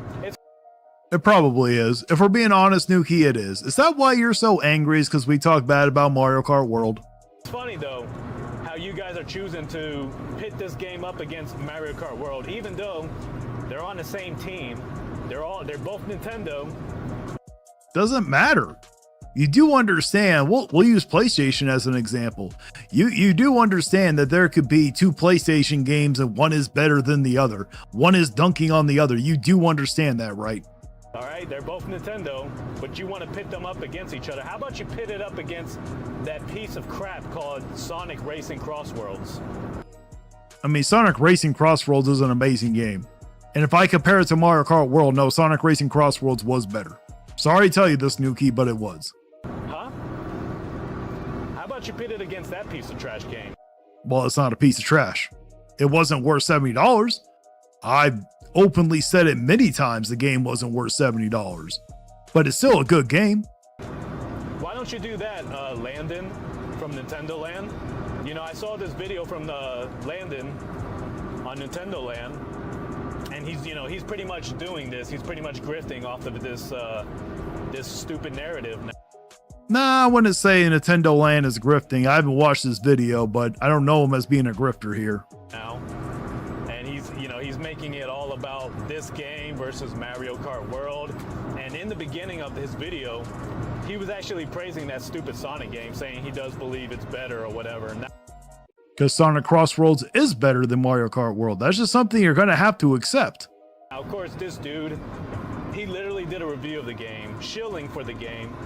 And in the video, he literally just says this video is being sponsored by Sonic Racing. It is being sponsored by Sega, you know? So if a Nintendo person does a review on a Nintendo game and they say, hey, it's sponsored by Nintendo, does that make him a hypocrite? Does that make him a grifter also? Are we going to hold the same standard here? So it just goes to show you how fake he is.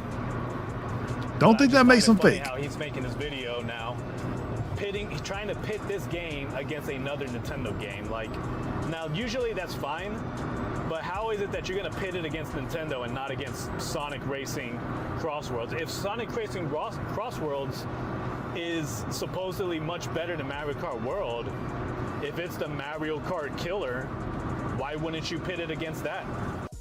I mean, it wasn't really a Mario Kart killer. I don't think anybody said that Sonic Racing Crossworlds was going to stop Mario Kart World from selling. Don't think anybody with any rational thinking actually said that, Nuki. Okay, now Sonic Racing Crossworlds, yes, it is better than Mario Kart World. That's just something you're going to have to accept. I even did a deep dive where I did a video comparing the two. Right? Well, for two reasons. One, because you're a grifter and you want the haters to love your channel. You want them to watch your video, hit like, and subscribe. So, you know, Nintendo Land, you know, he pretty much, at this point, he cares more about his YouTube channel, let's just face it. And he's more... I mean, we could say the same thing about you. The reason why you're making videos that are on damage controlling instead of just making a video hyping up Kirby Air Riders is because you know it's going to get more views. We can say the same about you. We're interested in pleasing the haters and getting them on board with his YouTube channel. So he's gonna, you know, he's gonna parrot this narrative, right? And second reason is because, let's be real, I completely agree, Geezer Noob. Nuki, just another Harmon Smith with a more tolerable voice. Exactly. Gaming with hope. I know a lot of people dislike Mario Kart World, but there's no Mario Kart World killer out there. Agreed. Mario Kart World is going to sell regardless.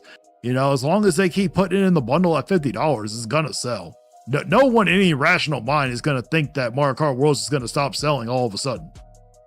That stupid Sonic game is already irrelevant. You go on Steam right now, the numbers aren't that impressive. Not that many people are playing the game. It's still at full price. If it wasn't anything to run home about and it was doing so badly, they would have dropped the price by now. This is Sega. Django Fed. This guy really likes the word grifter, doesn't he? Yes, he does. It seems like he's quick to insult. Exactly. He doesn't know what grifter really is. It's just a way for him to deflect and make himself feel better. Recently, you know, it was like, what, 1,700? Only 1,700 people were like playing it on Steam like about a week ago or so. Yeah. Sonic Racing Crossworlds, it's already dead. The game's player negative. Tons of people are playing the game and modding it. Exactly. Relevant. It's trash. It was overrated from the start.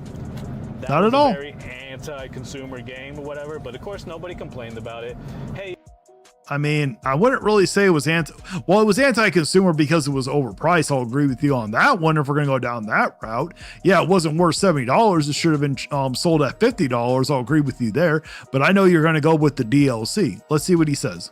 Hey, Landon from Nintendo Land, did you complain? Did you, you know, cry about, you know, the $90 price tag for Sonic Racing Crossworld? It wasn't $90. You had the base game, which was $70, and then you had a deluxe edition. which was the $90. It came with DLC. It came with the guest characters. It came with extra tracks that were going to be guest tracks. Not $90. It's not the same. Worlds and what a ripoff it was. I don't think you did. No, I don't think you did. I think you were praising the game and being a Well, that's because no rational person would think of that game being a $90 game. chill. So, yeah, I'm going to call out Michael Griffin, I saw people give Metal Sonic a voice and voice lines in the rival dialogue. That's awesome. this BS, you know? And this is like the next big stupid narrative right now because they can't trash on the game. That just shows you how good the game is. And it just shows you how legendary Masahiro Sakurai is. Like, Agreed. the guy's in, like, you know, everybody knows about Masahiro Sakurai and how he's been rushed to the hospital because he was working so hard that, you know, he ended up suffering from like sleep deprivation.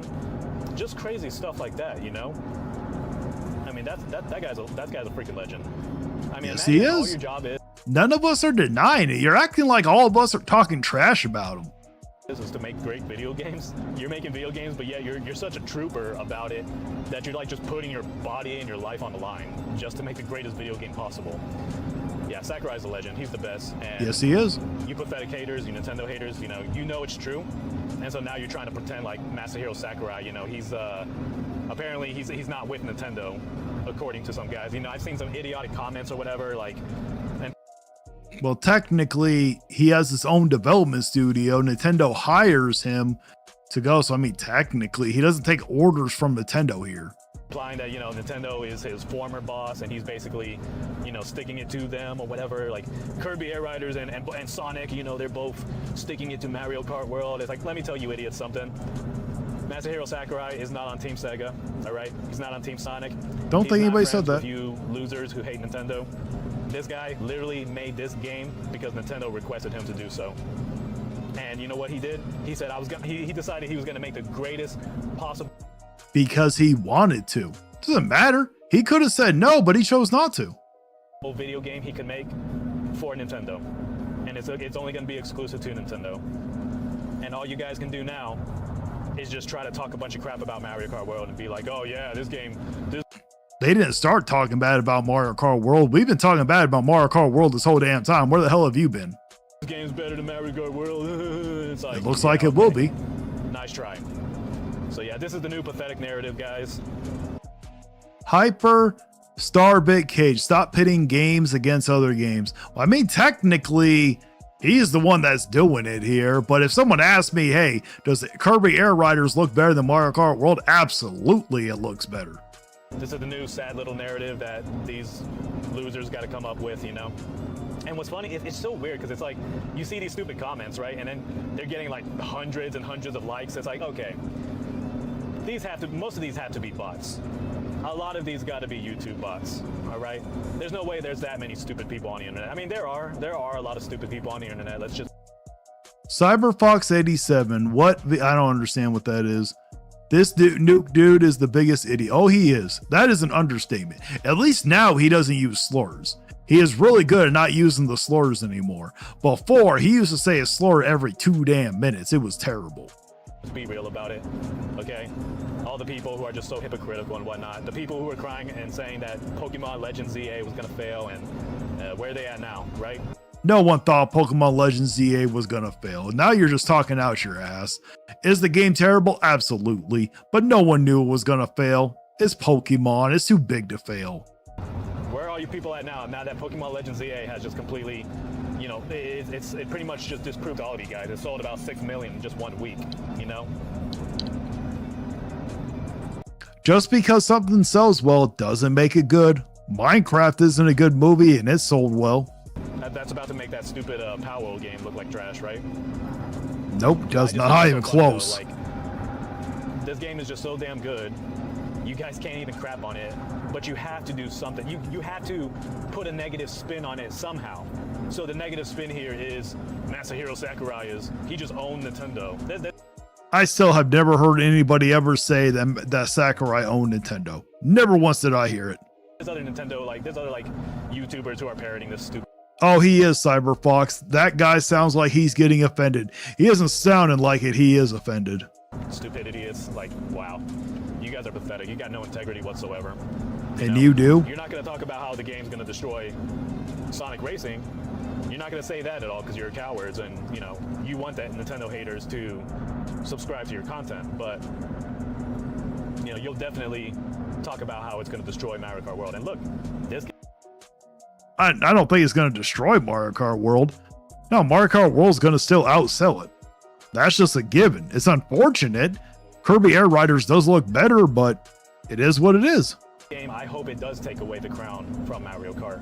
I hope this game outsells Mario Kart World. And I hope in its lifetime it outsells Mario Kart 8 Deluxe. I really hope it does that. That would be nice. I think it will. I think it's that kind of game. But let me just remind you goofballs on the internet, it belongs to Nintendo. This is... Yes. Don't think I've ever heard someone say that it doesn't belong to Nintendo. That's just a given. Nintendo intellectual property, okay? It's not No Sega games. shit. It's not PlayStation's, all right? This is Nintendo's game, all right? This ain't a game for you PC dorks who, you know, praise and worship PC gaming. No, this is Nintendo's game, okay? So, stop trying to pit Nintendo against Nintendo or whatever. I don't think I've heard really anybody, just because someone says that the game looks better than Mario Kart World doesn't mean that they're pitting Nintendo against Nintendo. That's not how that works. Anyways, just wanted to make that quick video or whatever. Maybe not a quick video. It wasn't but, you know, quick. Yeah. I just had to point this out, whatever. And I'll probably make another video calling this BS out. Oh, of course you will. Video calling out Landon from Nintendo Land because he's starting to he's really starting to seem like just a two-face in a way. He's not He's two-faced. starting to seem like a very fake individual. You know, there was all that drama recently, controversy about him supposedly receiving death threats and death wishes or whatever. And I mean, it's a possibility, and I'll say this right now. That is completely out of line. It is not that serious. There is no need to be sending those kind of threats. That is ridiculous. He never provided one screenshot of a single death threat that he supposedly had. I'm pretty certain that some people did videos on it and they showed those. Just saying. Received. And he was doing. All right, I'm gonna skip ahead because I don't need to be hearing you complain about that. Input, all right. All There's right. about right now. There's I think there's 9. We got the elemental hero, the shadow link drag. Angry is right. Like, even other people address the problems that Legends EA has from its lack of story and lore. The graphics and art have problems, that it doesn't have proper villains and other issues. Well, it hasn't had proper villains since Sun and Moon, if you want to count them as villains. Anyone in this group has extreme deck, plus XLR adapter, and they're using it like an interface. I don't understand what you're saying, King Paco Nintendo lover. 98 of you guys. So this channel's about to hit 100 subscribers. It I probably mean, I has think it right did now as I'm already. speaking.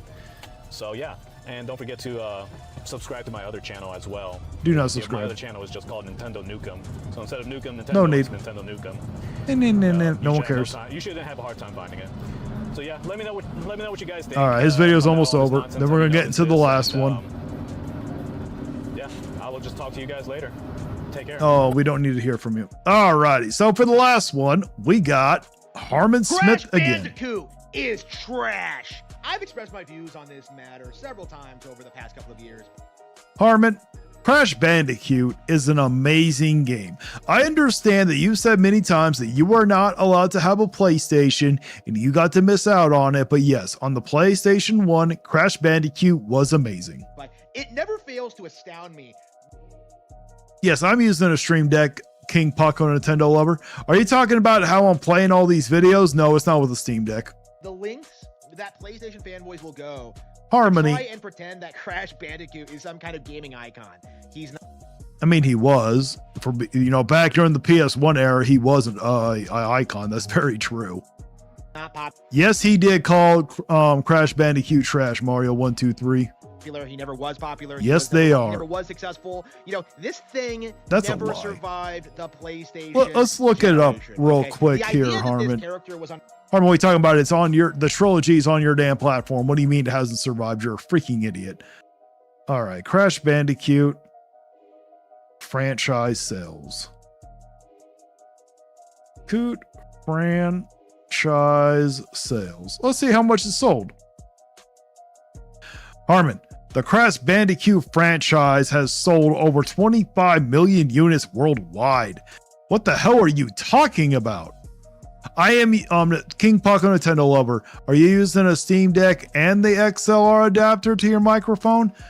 I don't know if I have an XLR adapter. I have a Focusrite that's attached to my microphone, but yes, I do have a Stream Deck, but that's not how I'm playing all these videos. How I'm playing these videos is I uploaded them to my YouTube channel. They're set to private right now, and then I just watch them right now. It just makes it easier.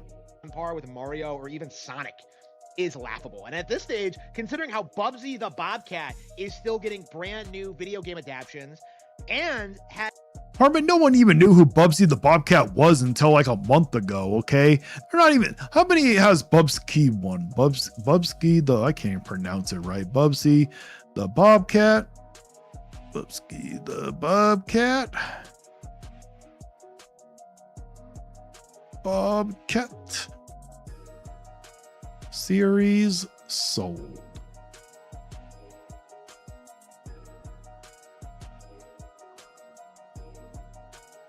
Okay, it's not giving me that one. Bubsky the Bobcat video game franchise sold. How much has it sold here, Harmon? Yeah, it does. It doesn't even say. It doesn't even give me a number, Harmon. So no, Bubsky, I can't even pronounce it. But that Bobcat isn't even more relevant than Crash Bandicoot. You're an idiot. had a animated series back in the day. Like, Crash Bandicoot never went anywhere. He never reached the same heights as Bubsy the Bobcat. That is a straight lie. For one, Crash Bandicoot has sold over 75 million. No one even knew who Bubsky the Bobcat was until recently. Like, again, that's how low Crash Bandicoot is. He is lower than Bubsy, the joke of the industry. Like, he's not even really worth considering as this video game mascot. But because PlayStation doesn't have anyone better, PlayStation fanboys have been pushing this narrative that it's not even an exclusive to PlayStation. What are you talking about? Maybe back on the PS1 it was a thing. Crash Bandicoot is some mistreated icon, when in reality, he got dozens of games, all of which... Probably Mario 1, 2, 3. He probably does find it hard. Here's another good... failures, I missed it. And has now faded away into relative obscurity. You know, the... Jay Biggs, you never liked Crash? Oh man, those are fighting words right there. Insane Trilogy is a really interesting case scenario in which, you know, the developers got a hold of the license, got a hold of the Crash Bandicoot license. They re-released the first 3 games. It sold millions, and people really thought that Crash was on the verge of a comeback, only for it to crash and burn, you know, with Crash Team Racing Nitro. Hold on real quick. Let's see, Harmon. How much has it sold? Crash Team Racing Nitro Field. Copies sold. Copies sold.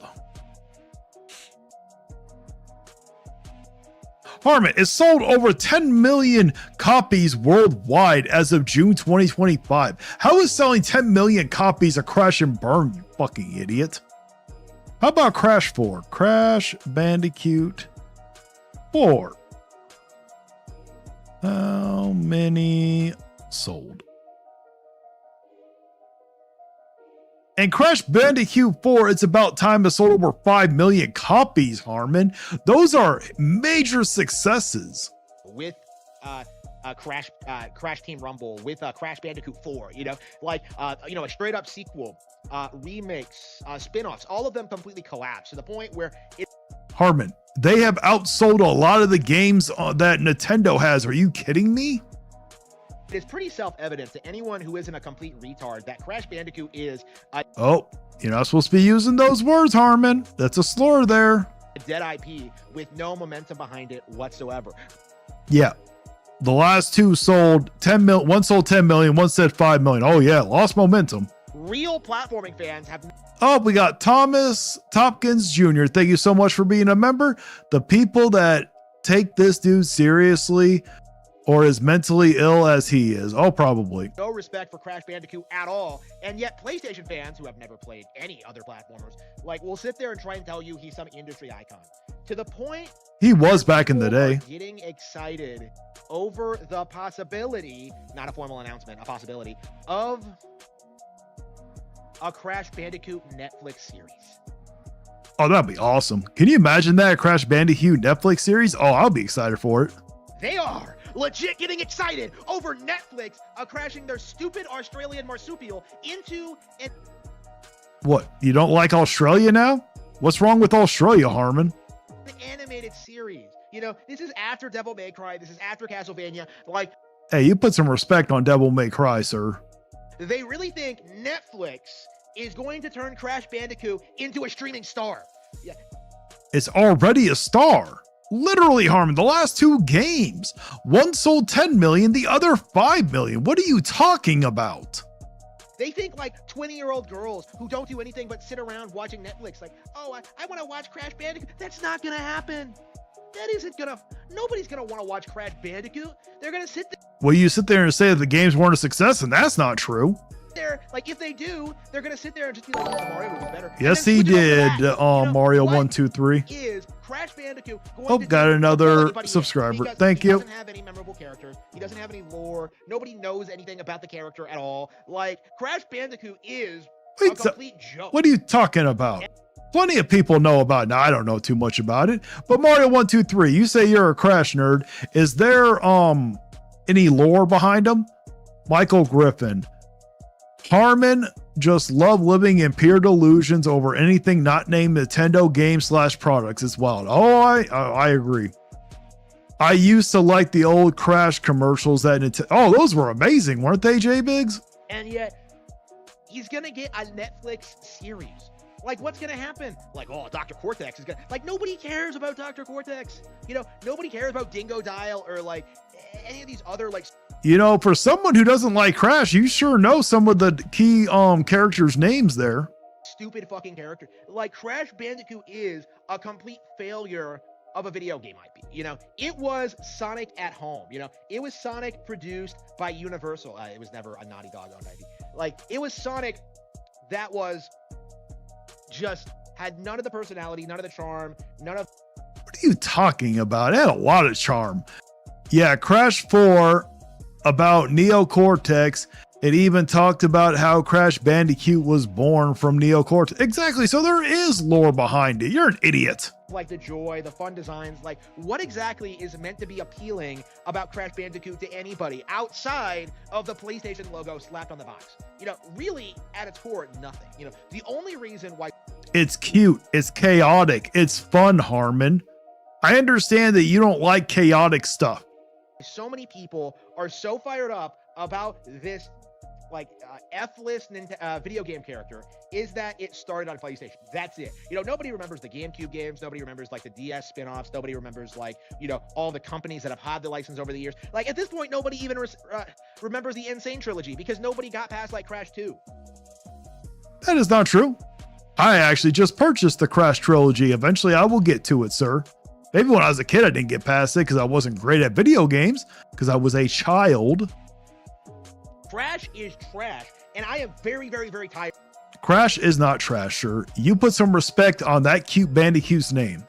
of people making it out to be some like mainstream hardcore video game platform, like the Dark Souls of platformers from What? Who said it was the? Is it really the Dark Souls of platformers? I've never heard that one. people who don't play platformers. It's like at this point, I have to expect them to like say like, oh, the Dark Souls of Dark Souls. It's like I don't think anybody's going to say that, Harmon. Now you're just being delusional again. it doesn't make any sense. It's a complete and total farce and should be called out for what it is. Like Crash Bandicoot does not hold up compared to Super Mario Bros, to Donkey Kong Country, to Banjo-Kazooie, to dozens of other better video game platformers out there. Like, Sir, they are allowed to coexist. You do understand that, right?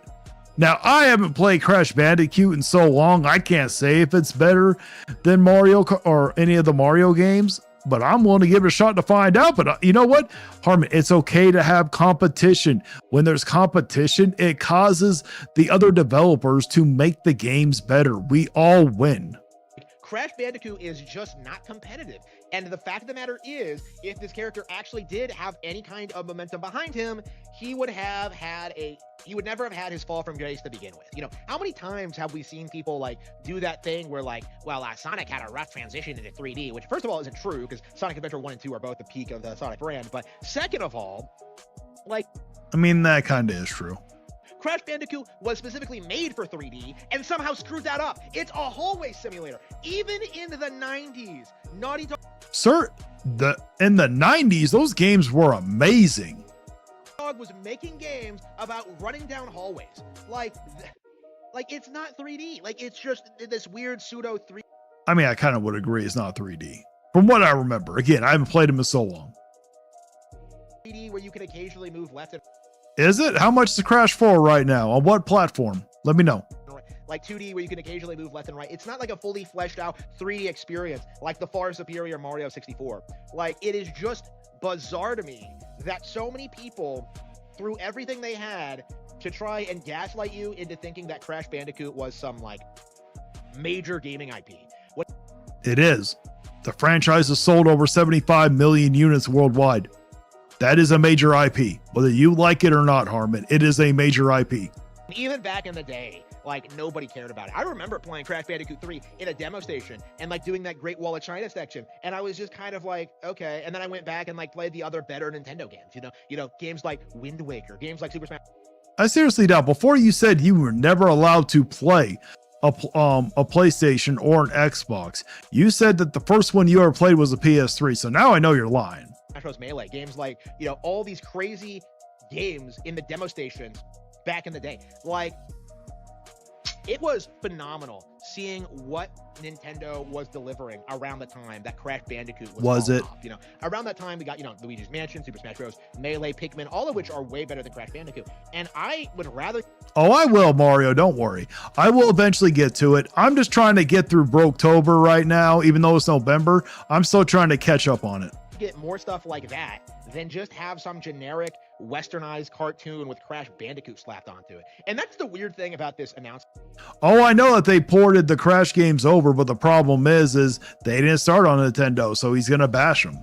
And like the weird fake hype around it. Like, realistically, Nintendo is going to put out their franchise adaptions way better, way sooner than Crash Bandicoot. And they're going to be way higher quality. And they're not going to be attached to fucking Netflix. And they're going to be characters that people actually like and care about. You know, they're going to do Animal Crossing. They're going to do Donkey Kong. They're going to do Luigi's Mansion. Who, Netflix? I doubt that. They'll probably have some. I think Nintendo would have someone else do it. Going to do Splatoon, right? Like, Splatoon has infinitely more. Switch After Dark had to come back for this, LOL. Crash sold 6 million copies in 1996. That's a lot for back then. That's half. What did I get? Someone subscribe? Yep, got no subscriber. Thank you so much to whoever subscribed. But yeah, had to come back. That's half of what the system seller Mario 64 did, with a cold market and zero brand recognition. Exactly. I mean, I'm not saying that Mario 64 wasn't better or anything like that, but still selling 6 million copies, that's still quite a bit. But if you look at the Crash series franchise as a whole, it's sold over 75 million units. Switch After Dark, he's saying that the series is terrible. Yep, Broketober. Okay, back to work. Okay, get back to work, man. Can run well on all platforms. I gotta give them credit for the polish. Exactly. I just started liking Spyro. I do have that trilogy also, so he will probably trash talk that. I think he has before. Dude, only people mentally ill in the head care about Splatoon. I don't know about that one. I have heard many things that Splatoon 3 is an amazing game. More possibilities for a film adaptation than Crash Bandicoot. And yet all Twitter cares about is that, like, well, like, Crash is going to make a comeback someday because he was big in the 90s. Like, Crash was never big. Crash was 75 million units worldwide says otherwise. Okay, guys, that is it. That is all the content that I have for you guys today. But I just wanted to say thank you guys so much. I hope you guys have a wonderful day. Enjoy your coffee. And I hope to see you guys next week again. I released my Pokemon Legends ZA review today. It released about an hour ago, so make sure you guys go watch it, please. Make sure to hit the like and hype button, and until next time, guys, stay vigilant.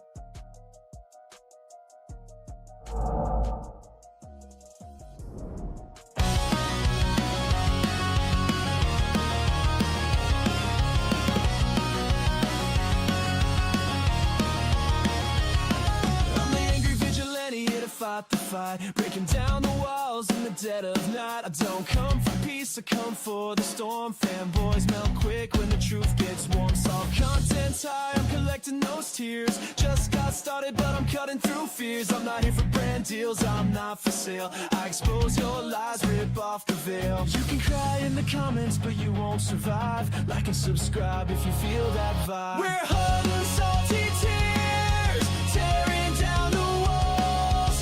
Fanboys falling fast, hear the vigilantes calls.